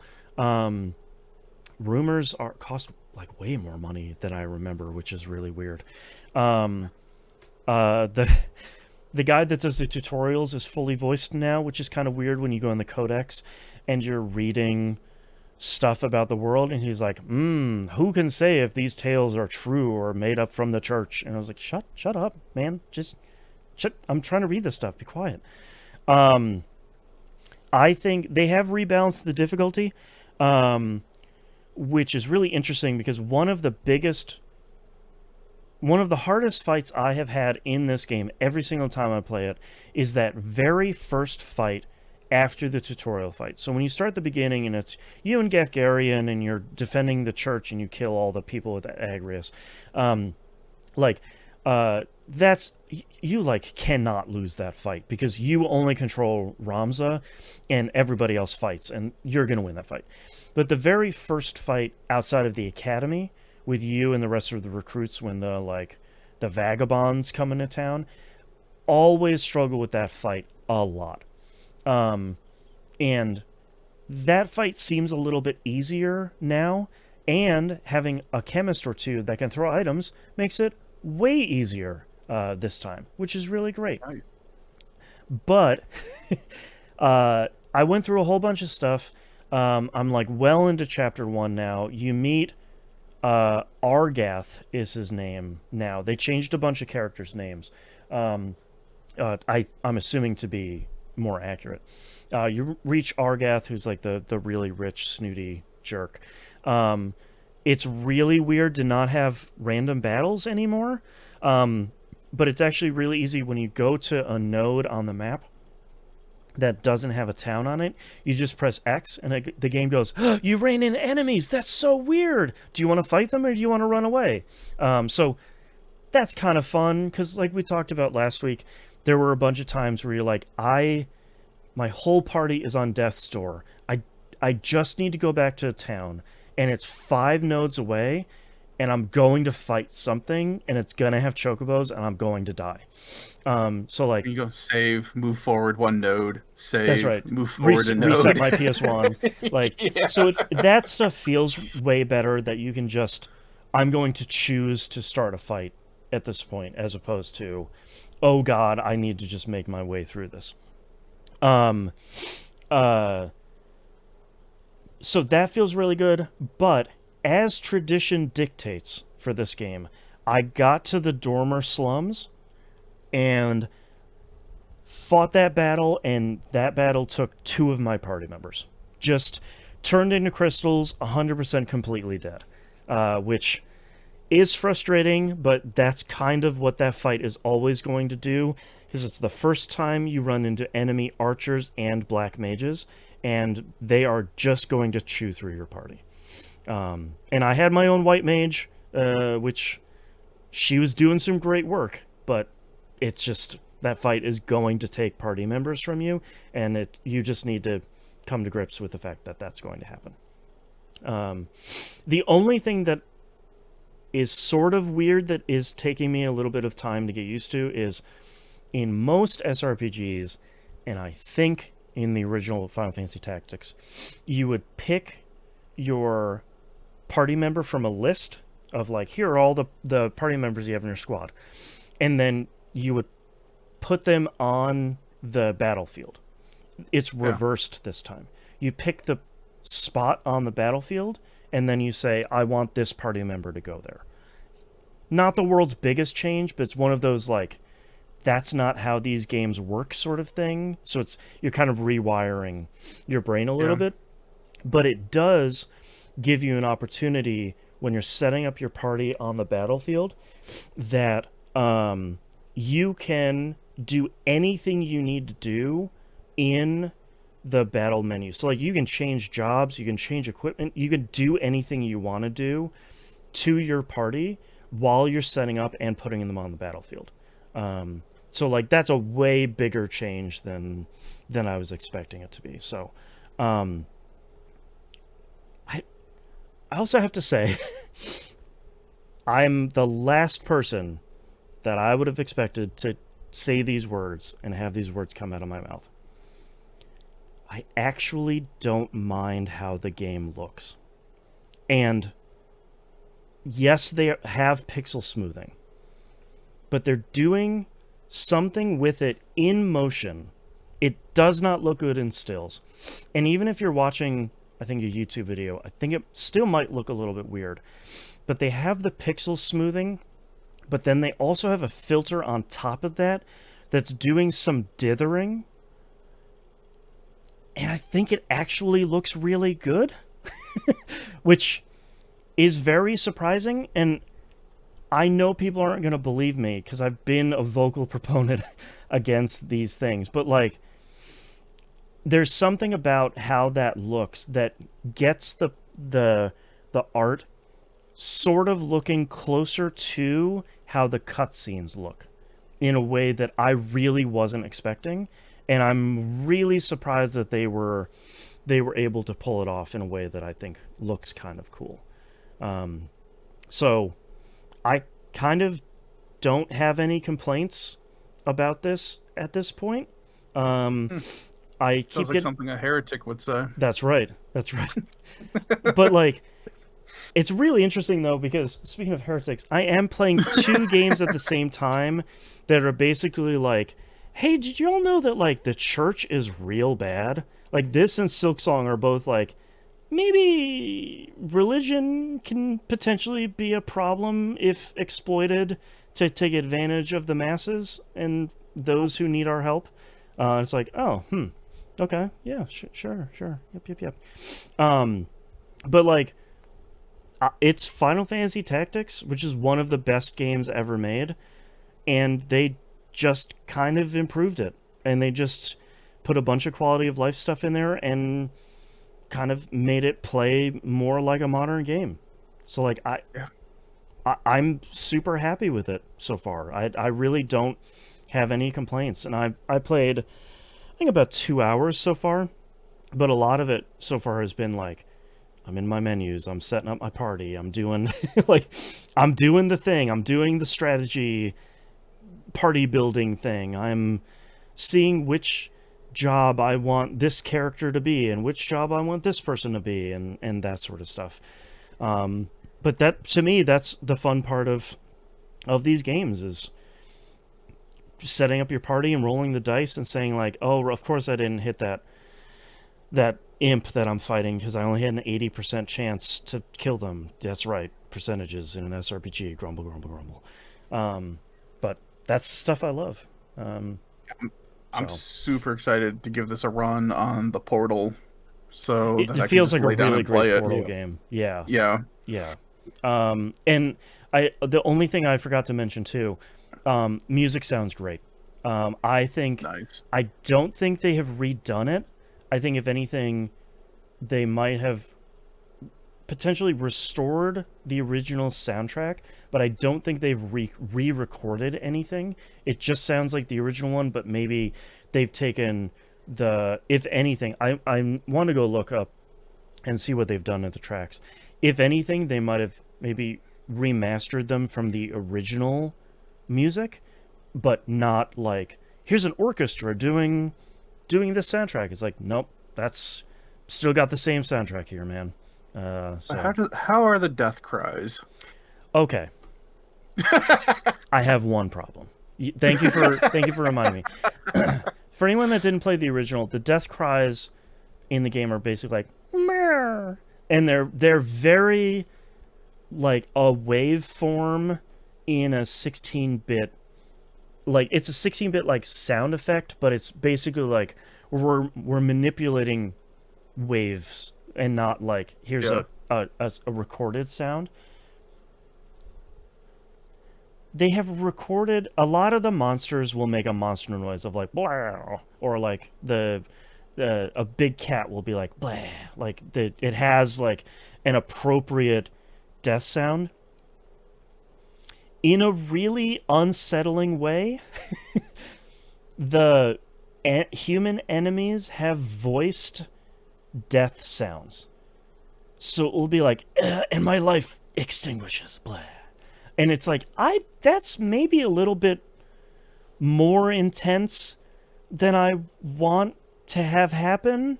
Because, like, I just want to have that, like, meh, that sort of, like, cry to it instead of something like, my wish is unfulfilled. Blah.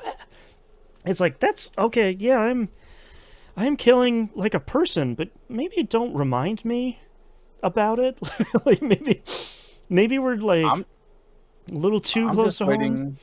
I'm just waiting for the Wilhelm scream modification. Yeah, so someone will have a mod for the PC, but like so far it's like thankfully nobody has been like, oh, tell my mother I loved her. Bleh. But it's very much like, oh yeah, we're killing people here, team Ramza. Oh god. It's only 2 days away from retirement. Yeah, exactly. My final job. Well, so yeah, it's good. A lot of the voice acting is really good.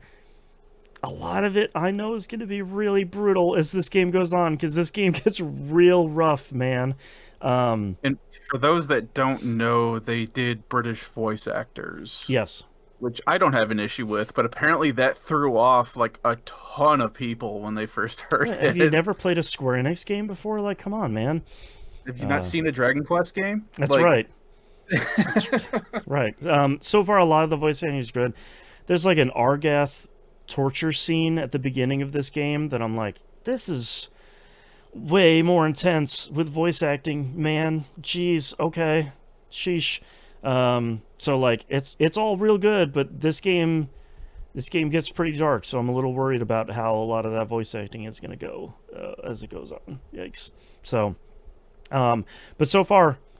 Nothing but love for this.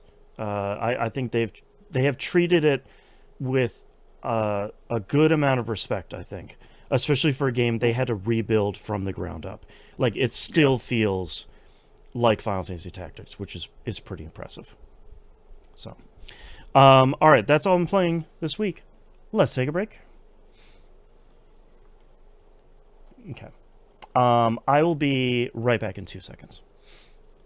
Cool. Where's that? Well, I also need to use the bathroom anyway, so I'll be back in a moment. Moon, you talk with chat. Okay.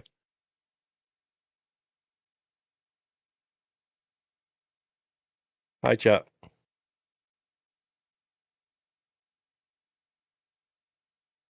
Oh. Yes, Pharaoh, you are right. It's a nervous tick. If I don't even know how to describe it. Part of my weird neuro idiosyncrasies. Hey, Torek, it's good. I'm just fucking tired. So very tired. And I don't like this stupid Mountain Dew flavor, and I have 2 of them.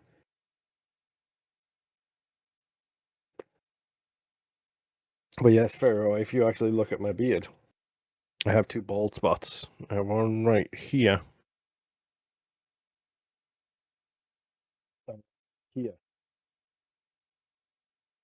I wish I knew why they existed.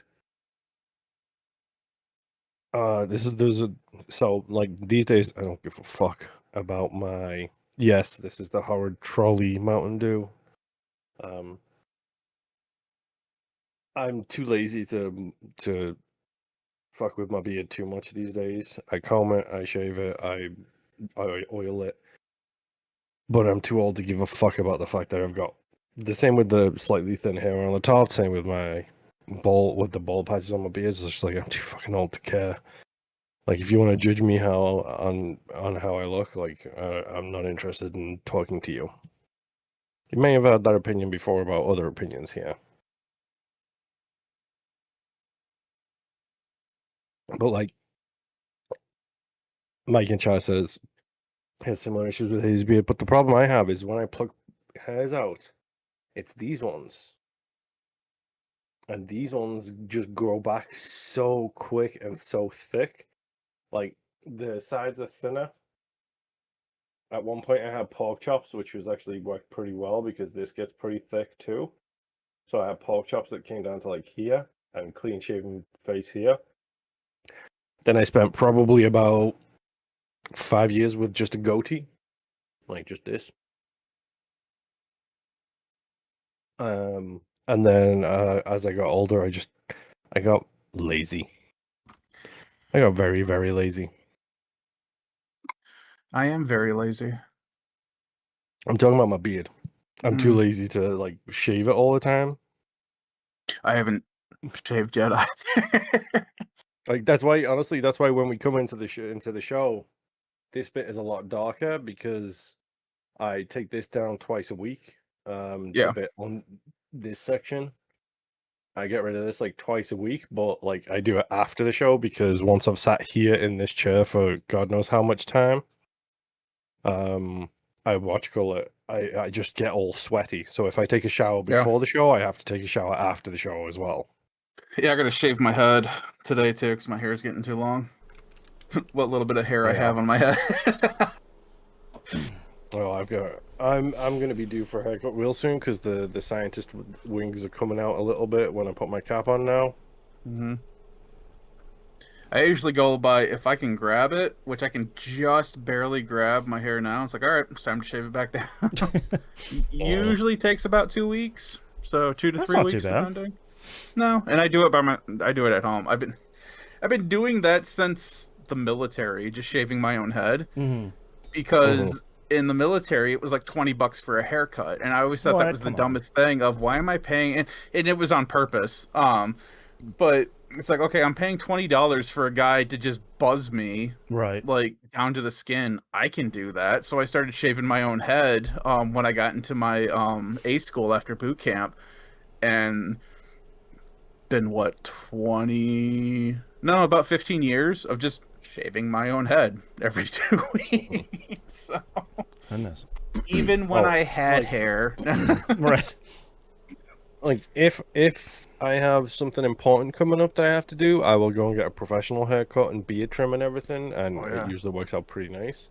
I always have to warn the people, like I have to warn the people when you're doing the neck part here. I will bleed a lot. Do not worry. It is just I have extremely sensitive skin on my neck.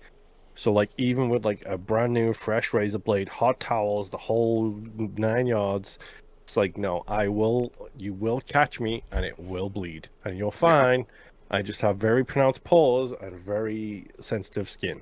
So don't worry about it. That's just SOB. It's going to happen. Yeah. The last time I went to a wedding, I got straight razored on my head and my neck, and that was like the best $60 I spent. And it lasted for I think like a month and a half almost before I had to start shaving and cutting again. Dang. So yeah, like it was. Yeah. They got me good. They must have been taking off layers of skin on that. That's right. All right. Yeah, I have a tendency like I'll usually do a professional cut like once a year usually, and the rest of the time I'll just get out the clippers and trim it down to a number. Yep. Ditto. All right. You guys ready to wrap this thing up? Yep. Sure. Okay. Let's get started in 3, 2, 1. let's talk releases for the week of October 6th, 2025. Battlesuit Aces comes out PS5, Switch, PC, and Mac OS. This is from the developers of Battle Chef Brigade. This is actually published by Outer Sloth. If you haven't seen any of Outer Sloth's published stuff, I think you might want to keep an eye on them over the next couple of years. That's Inner Sloth's publishing arm, is Outer Sloth. Inner Sloth made Among Us. This looks cool. It's kind of a card battling RPG sort of thing that looks like you're building a deck of cards, you're fighting against a deck of other cards, and it looks kind of fun. I like how this game looks. It's not the most complicated game, but it looks cool. Looks fun. Has Battlesuit Aces coming out this week. Next up is Absalom. I think that's how you pronounce it. PS4, PS5, Switch, and PC. This is developed and published by .emu, who did Streets of Rage 4, TMNT, Shredder's Revenge, etc. They're making another beat 'em up. So if those should be the magic words for you. If it isn't, you should go play Streets of Rage 4 and then come back and listen to this and go, oh, dang, they're making a new one. But they're making, especially if it's not a licensed one, I imagine more money will go to them in this. I would hope so. It doesn't look licensed. It looks like they're making kind of like a fantasy one, but with their own characters, as far as I can tell. They say this has modern roguelike elements, but I don't see anything from the trailer here that really tells me that, unless Is it like meta progression where you can go back and you have more health on level 1? That seems to me like I think you might be doing meta progression like between run upgrades, to maybe try and take the sting out of starting a new run and maybe not getting as far, and maybe trying to take the sting out of like some of the beat 'em up things. But looks really cool, has really cool style. It's a real kind of thick, almost cel-shaded style here. And it looks really great. So that's Absalom coming out this week. Yuka Replayly comes out, PS5, Series Console, Switch 2. I don't think Switch 1. It's a good name. And PC. It's a good name. It's a good name. They're basically lightly remastering and expanding Yooka-Laylee. So if you didn't play that before, looks cleaner, looks like it runs smoother, looks like there's a bunch of like new secrets and new moves and new stuff to check out in the game itself. For a game that people seem to people seem to like quite a bit when it came out originally. I think it had maybe a bit of a rougher launch, but I think they smoothed it out over time. But excited to see this get maybe kind of a second chance here, because I think people didn't really check it out when it came out originally. So that's coming out alongside Battlefield 6, coming out for PS5, PS5 Series Consoles and PC. I don't know, man. People seem to really like the open beta for this, but I think a lot of people's feedback on this is, hey man, it's Battlefield, so you kind of like that or you don't. It doesn't seem like it's really reinventing the wheel at this point. So I don't know. Heal your teammates, please. Do the bare minimum. Yeah. Yes. If you're a medic, play your class, please. And if you're down, stay around long enough so the medic can actually get to you. Because that is the thing that I hate the most, that when I run out of cover to revive you and you just give up and now I'm out in the open. Yeah, exactly. I mean, like the things I've been hearing about the alphas and betas for this is like, and the tests have been relatively positive coming out of it. It seems like they're actually cooking. Oh, I just said that. It seems like they're actually doing pretty solid with it this year. So I'm curious to see what the feedback is like, but I don't know, man. If it's not got a campaign and it's got a whole bunch of multiplayer stuff, like, It apparently has a campaign. They have a campaign trailer here alongside this multiplayer trailer, so I don't Problem know. is that we all want Bad Company, and they're never going to give us Bad Company again. True. Well, and like, are they going to Oh. do some of the cool campaign stuff they've done in the past, where they're kind of having campaign levels and missions from different eras, or are they just going to do, here's, near future and modern warfare, and that stuff's fine, but I don't think that's where the coolest stuff comes from. Yeah. Next up, Disgaea 7 Complete comes out on the Switch 2. This came out, I think it was last year on the other platforms, and now it's got a Switch 2 version, and apparently... Was that last year? I think it was. Either it was really early this year or last year. But it looks like they haven't really done anything to this from the other platforms to this one, which is fine, but this isn't one of those cases where it's like, oh, and then the Switch 2 version had these extra something. I don't think it has any of that. So I think if you've... 2023. 2023. Like, I know it's been a minute. Yeah, wow. So yeah, like if you've played this already, I don't think you need to worry about picking up this release. That it doesn't seem like there's anything different this time. So Yeah, it's just the complete editions just give you all the DLC. Yeah. Is all it is, really. Yeah. So next game here, I don't even know how to describe this. Dreams of Another comes out on PS5, PSVR 2, and PC. I think it also comes on PC VR platforms. I could not find a definitive list of exactly where they come out. This is Q Games' latest thing. They wanted to take an idea where, what if we made a shooting game, like where you're shooting a machine gun, but instead of destroying, you were creating with it.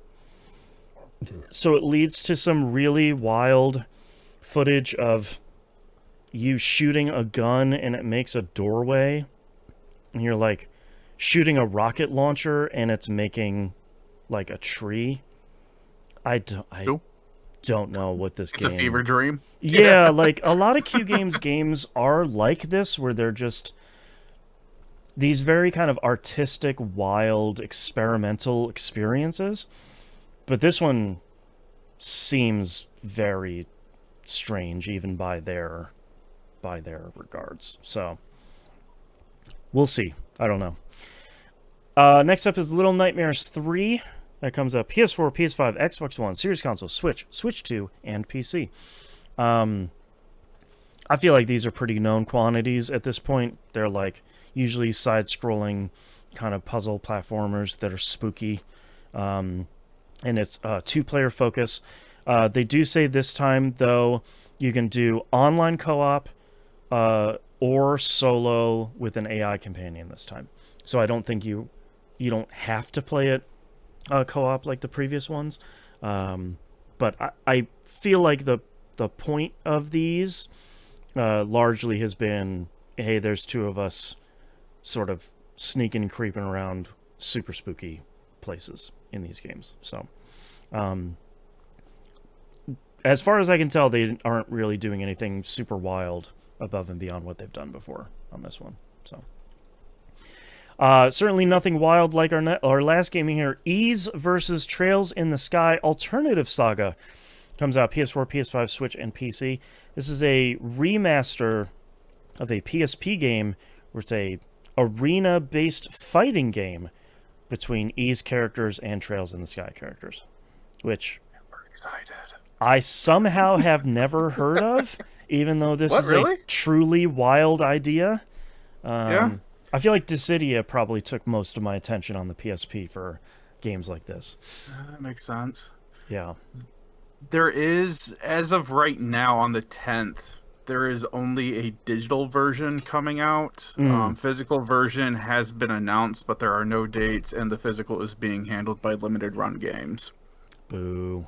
That stinks. Yeah. So I'm kind of hoping, because like first chapter for Trails of, that they had a collector's edition, a steelbook, and like a $179 collector's edition. Okay. Those sold out as soon as they went live. Okay. Which is why I kind of dislike Limited Run Games, because it's like, I thought you guys were the production house of just keep pre-ordering, and then we make that number. Yeah, exactly. So Like that has been your deal, for better or for worse. Usually worse. yeah, so I'm hoping they don't do that with this, because I would really love to have a physical copy of this, because the PSP version is stupid I expensive can and was only very imagine. hard to find when Yeah. it originally released. So. Yeah, PSP RPGs in general were very low print runs. Yeah. Yeah. All right, that's all of our releases for this week. We do have 2 news stories because they're nightmarish enough that we need to talk about them. The first one is that EA is going to be acquired. They have agreed to be acquired for $55 billion. That is with a B. To a consortium of 3 investors, 3 nightmare investors here. First one is PIF. If you didn't know, that's Saudi Arabia. Just the government. Silver Lake, quote, Silver Lake Partners is an investment fund run by Silver Lake, a U.S. global private equity firm based in Silicon Valley, end quote. The second of 3 nightmares. And maybe the worst one, Affinity Partners, an American investment firm. It's not the worst one. The Which worst one was your first one. That's true. They were killing people. Affinity Partners is an American investment firm who's formed in 2021 by Donald Trump's son-in-law, Jared Kushner. So, also, this is probably where the kids would say nightmare blunt rotation would be these 3 companies. So, the purchase here is bad enough. One of them's got Kush in the name, I'm just saying. That's right. The purchase on its surface is bad enough.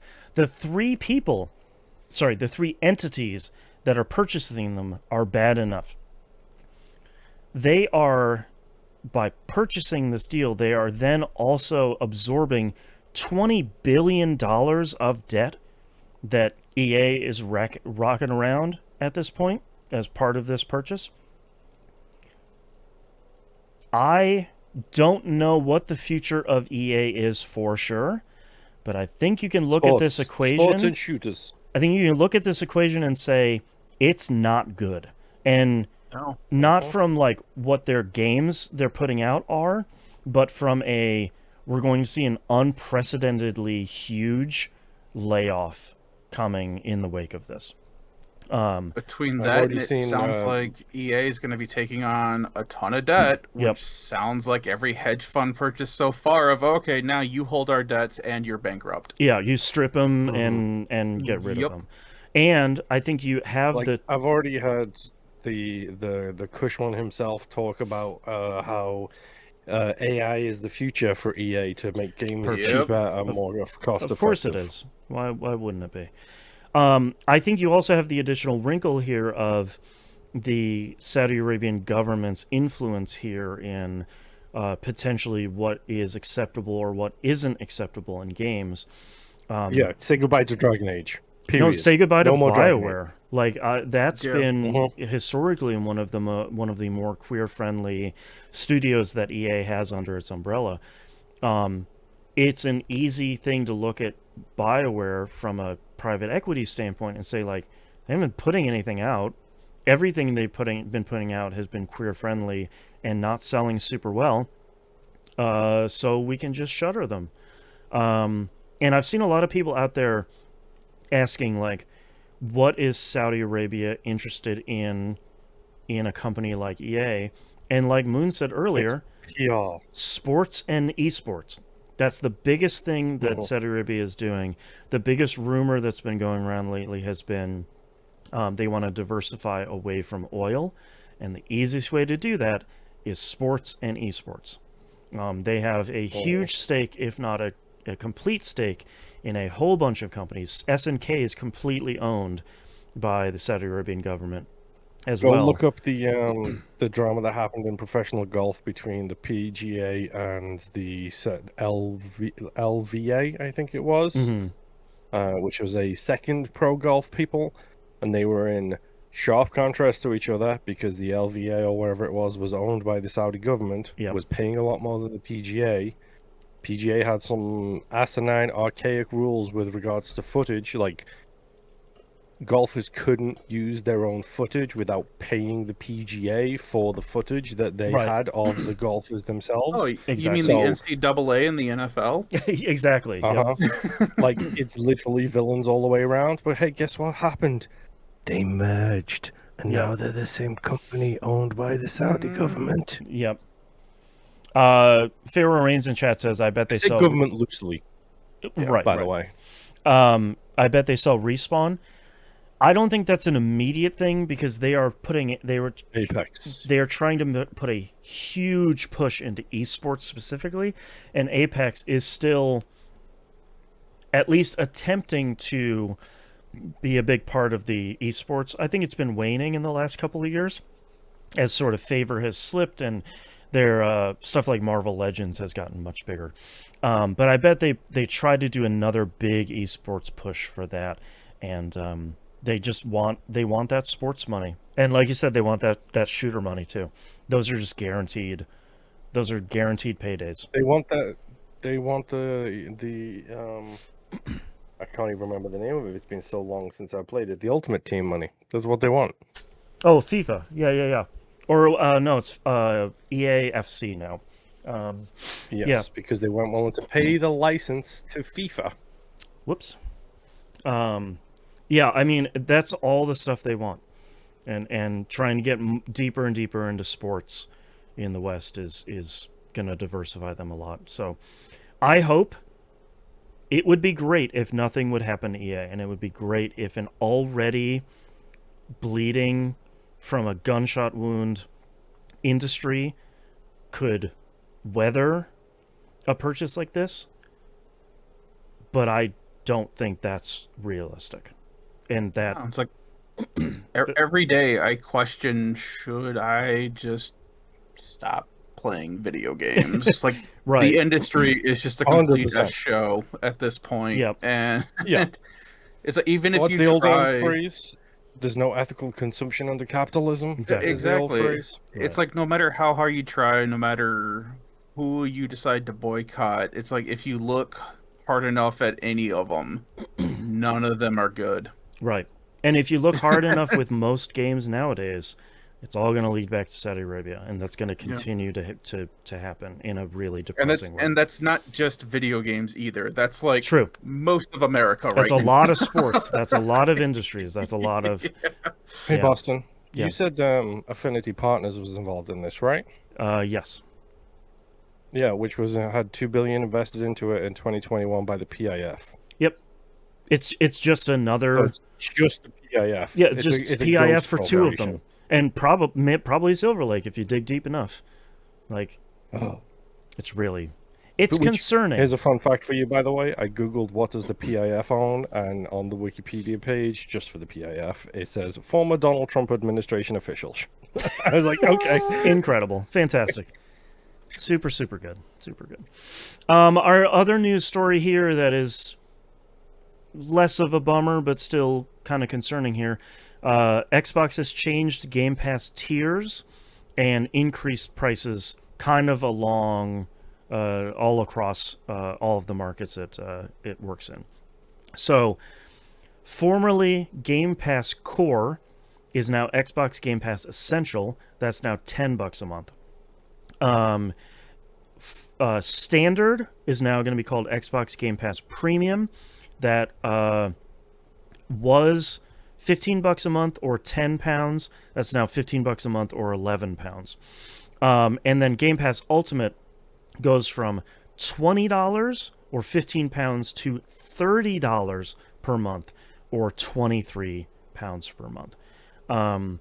Xbox Game Pass for PC is still going to be a separate product.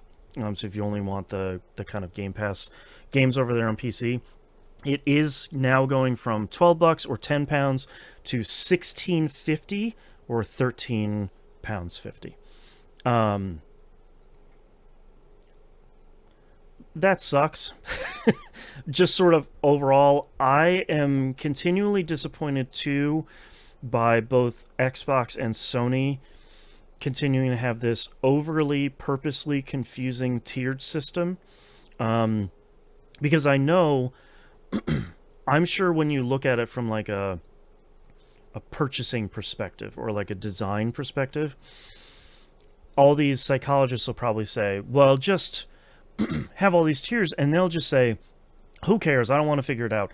Just buy the top tier.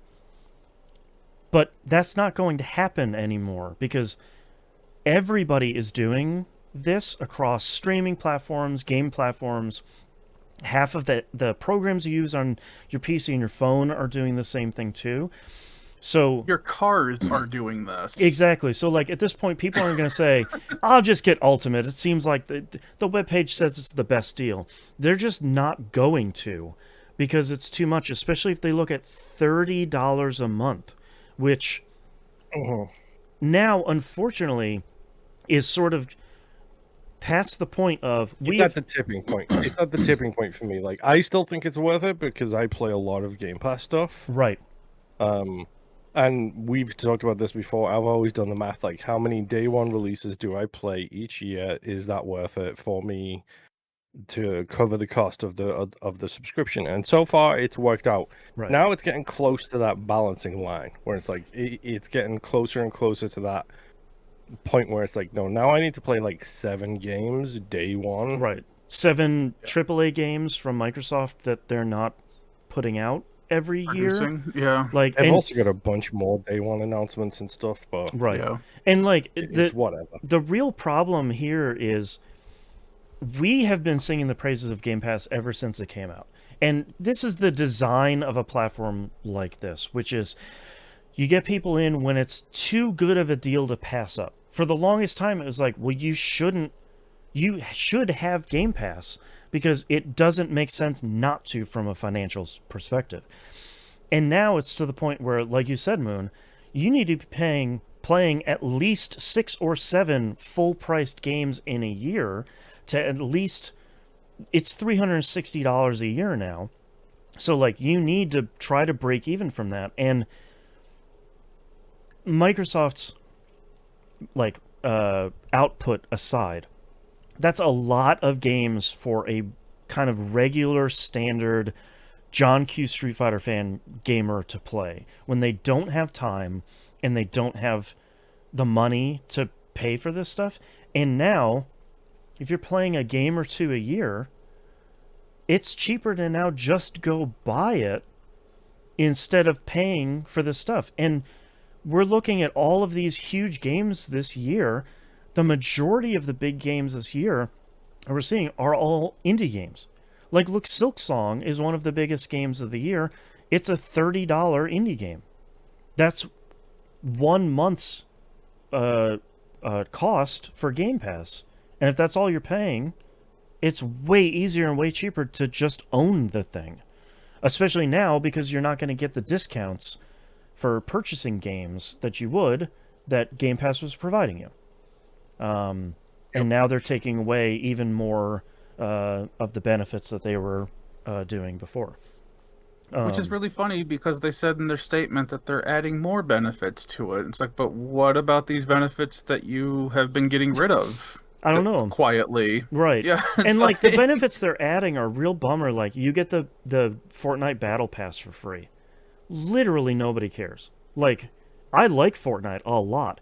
I don't care. Like, that is not a value add for a $360 a year subscription like this. And like, you can still make the same argument before anyone accuses me of being partial. You can still make the same argument over on the PlayStation side.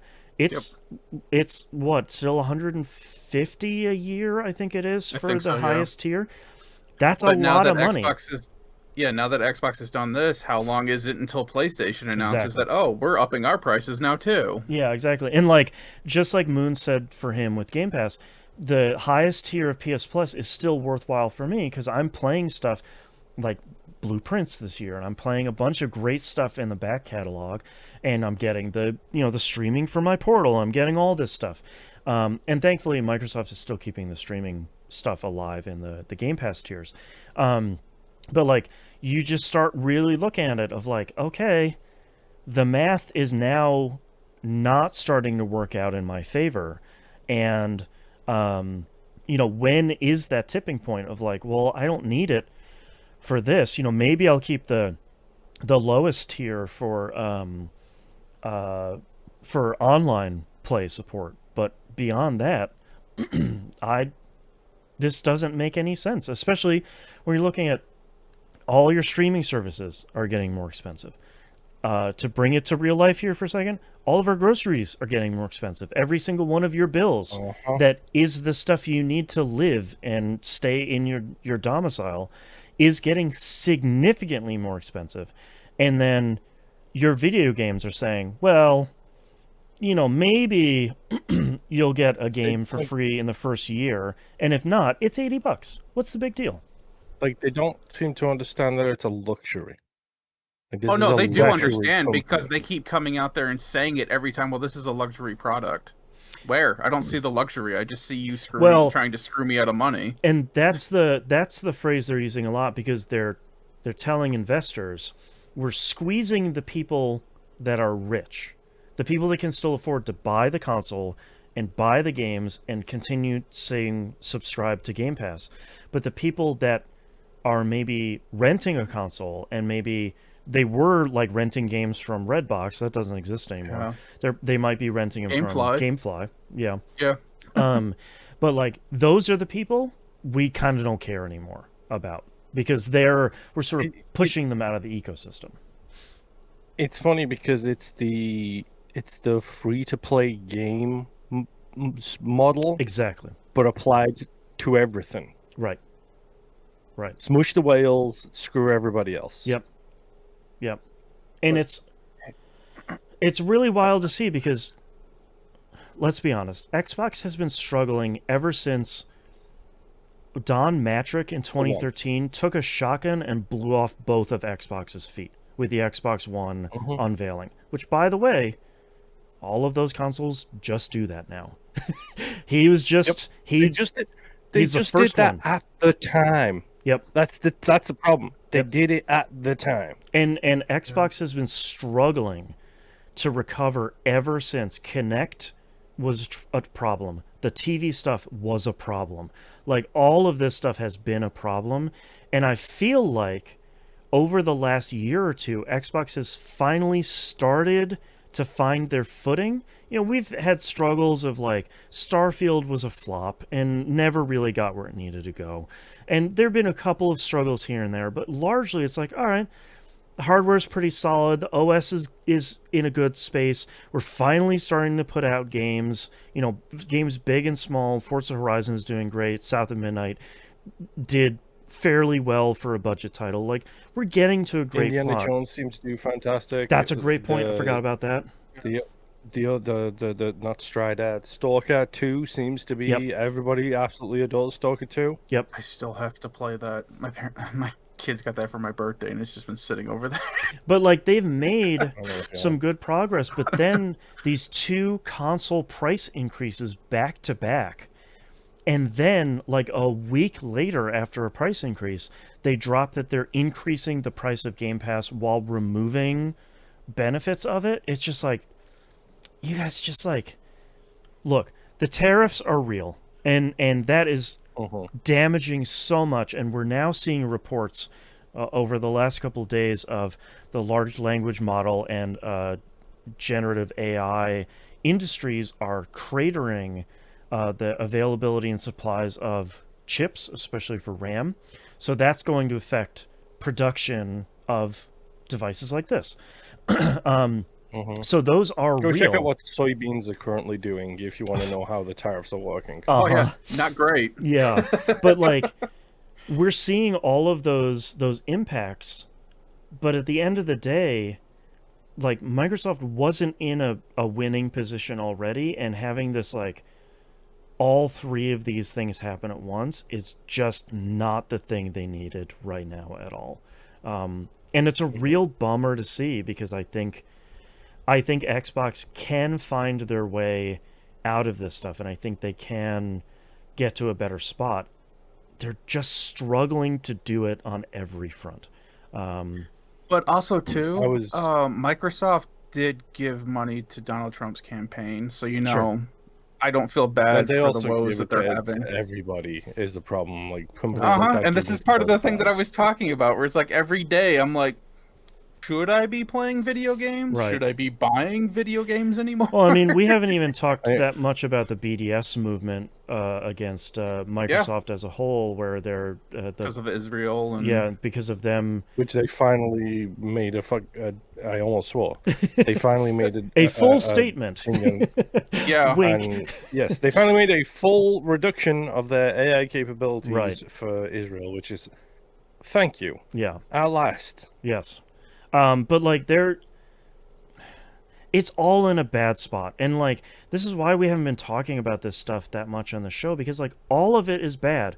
If a company is in a great spot, they release a really great game and then their studio gets closed because, you know, the FTC chairwoman has been out the last couple of days saying, "Hey, remember when this is what I told you was what was going to happen?" Former FTC chairwoman. Thank you. Yeah. Was saying like, "Hey, remember the things I was warning you about? That's what the industry is doing now."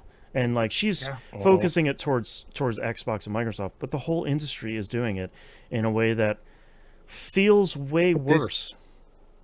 But this is also the problem is this is also one of the core problems of capitalism is if you're not showing infinite growth, then something's wrong. If the Get line rid of the doesn't people. go up every single year exponentially, your stuff gets closed. It's a problem. Yeah. And it's like just make 25% less and be happy with it. Right. Jesus. Yeah. So like we haven't been talking about it on the show because this is all the news stories for a lot of this year. Is like this legendary Horribly studio depressing. is closed, and this studio is reducing their workforce by 50%, and this game failed for seemingly no reason, so everybody is out of a job. Like that's just how it goes, and it sucks, man. Like I there's no way to talk about it, and that's, you know, without sort of addressing the regular horrors of the world that are going on, that our luxury escapist entertainment is also suffering from the horrors as well, which is really tough, especially for a show like this where we try and keep it a little bit more cheery, but it's hard right now, if not impossible. yeah, it's supposed to What be an is cheery in escapism as 2025? well. Right. Right. All right. Those are our nightmare news stories of the week, which means this is the end of our episode. Thank you very much, everyone, for listening. If you'd like to visit us, you can do so at tvgp.tv. Everywhere to find and follow us is on the right-hand side of the page. Please don't forget to join the best community on the internet over at discord.tvgp.tv. Have a bunch of people, new people that have come and joined the server lately. And as always, the community has welcomed them with open arms. So if you'd like to be embraced by someone other than the Embracer group, No. We don't talk about those about that action a here. positive embrace, you can join our community. Consensual embracing. Yes, that's Thank right. you. I did see that someone had mentioned, "Oh man, you guys really do talk about a lot of junk food on the." It's like, we're yeah, not lying. we were not lying. Yeah, we got it all. Yeah. So that's discord.tvgp.tv. As we've mentioned at the top of the show, this is a listener-supported show. If you'd like to support the show yourself, please go do so at e1m1.cash. Oh, I did it. The $5 a month tier is the one we recommend here. It gets you everything. Anything above and beyond that is greatly appreciated.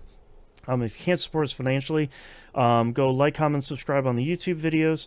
The YouTube channel is kind of slowly growing over time. Anything that's on the public feed has a video version to it as well. You can check that over there. The biggest way you can help us is by leaving a positive review over on your podcatcher of choice if it lets you review. Anything less than full marks, I don't want to hear it. Not interested. Only the positive stuff here, just like the show itself. That really, really does help not only this show, but any show you listen to. It helps please the algorithm and helps more people find this show for themselves. I think that's it for this episode. Thank you so much, everyone, for listening. We'll see you all next week. Bye. Bye. Bye. Did I ever show you guys my warning? No, what is that? Like No. a little, like... I have- The chip clip. It's a little wet floor sign. Mm-hmm. Yeah. Except, let's see if it focuses. Caution, This is sure directed. Overstimulated. No, overstimulated. Do not approach. Yeah. That's pretty good. Yep. Ditto. So whenever I'm feeling a little overwhelmed, I can just go. Tap that bad boy there. It's pretty good. All right, Imp, what are your I should take it to my desk at work. That's right. You should. Just hang a sign on the back of your chair that says, "Don't talk to me." That's right. All right. I have all dwarf and fantasy coded. Legend Riri Greer. I cooked my chicken for work. Party chat problem. Cardinal direction, no diagonal. How are the death cries? And nightmare blunt rotation. Probably vetoing that one.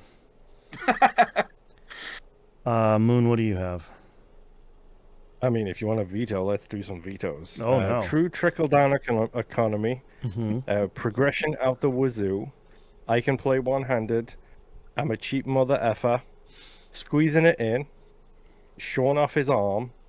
Smooshed whales. And nightmare news stories. Smooshed whales is so good. I have Doug is a better name. How are the death cries and smushed whales? Is there anything else that sort of stood out? I haven't seen anything that. I mean, I really like Nightmare Blunt Rotation, but I know we're not going to get it. Yeah. I like how are the death whales. Or death cries, whatever. I like that. I'd be okay with that one if you guys want to do that one.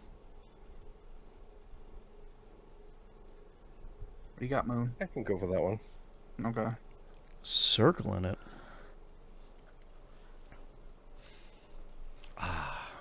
I think I'm good. Oh. Ho, ho, ho. Now I have a machine gun. Thank you. You're welcome. Right, I am also good. All right, starting in 3, 2, 1. This is That Video Game Podcast, episode 937 for October 6th, 2025. How are the death cries? Give those Foley artists work. Only 2 more weeks. All right, thank you very much, everyone, for listening and watching. We do greatly appreciate it. I'm going to go and rest my voice. See you all next week. Bye.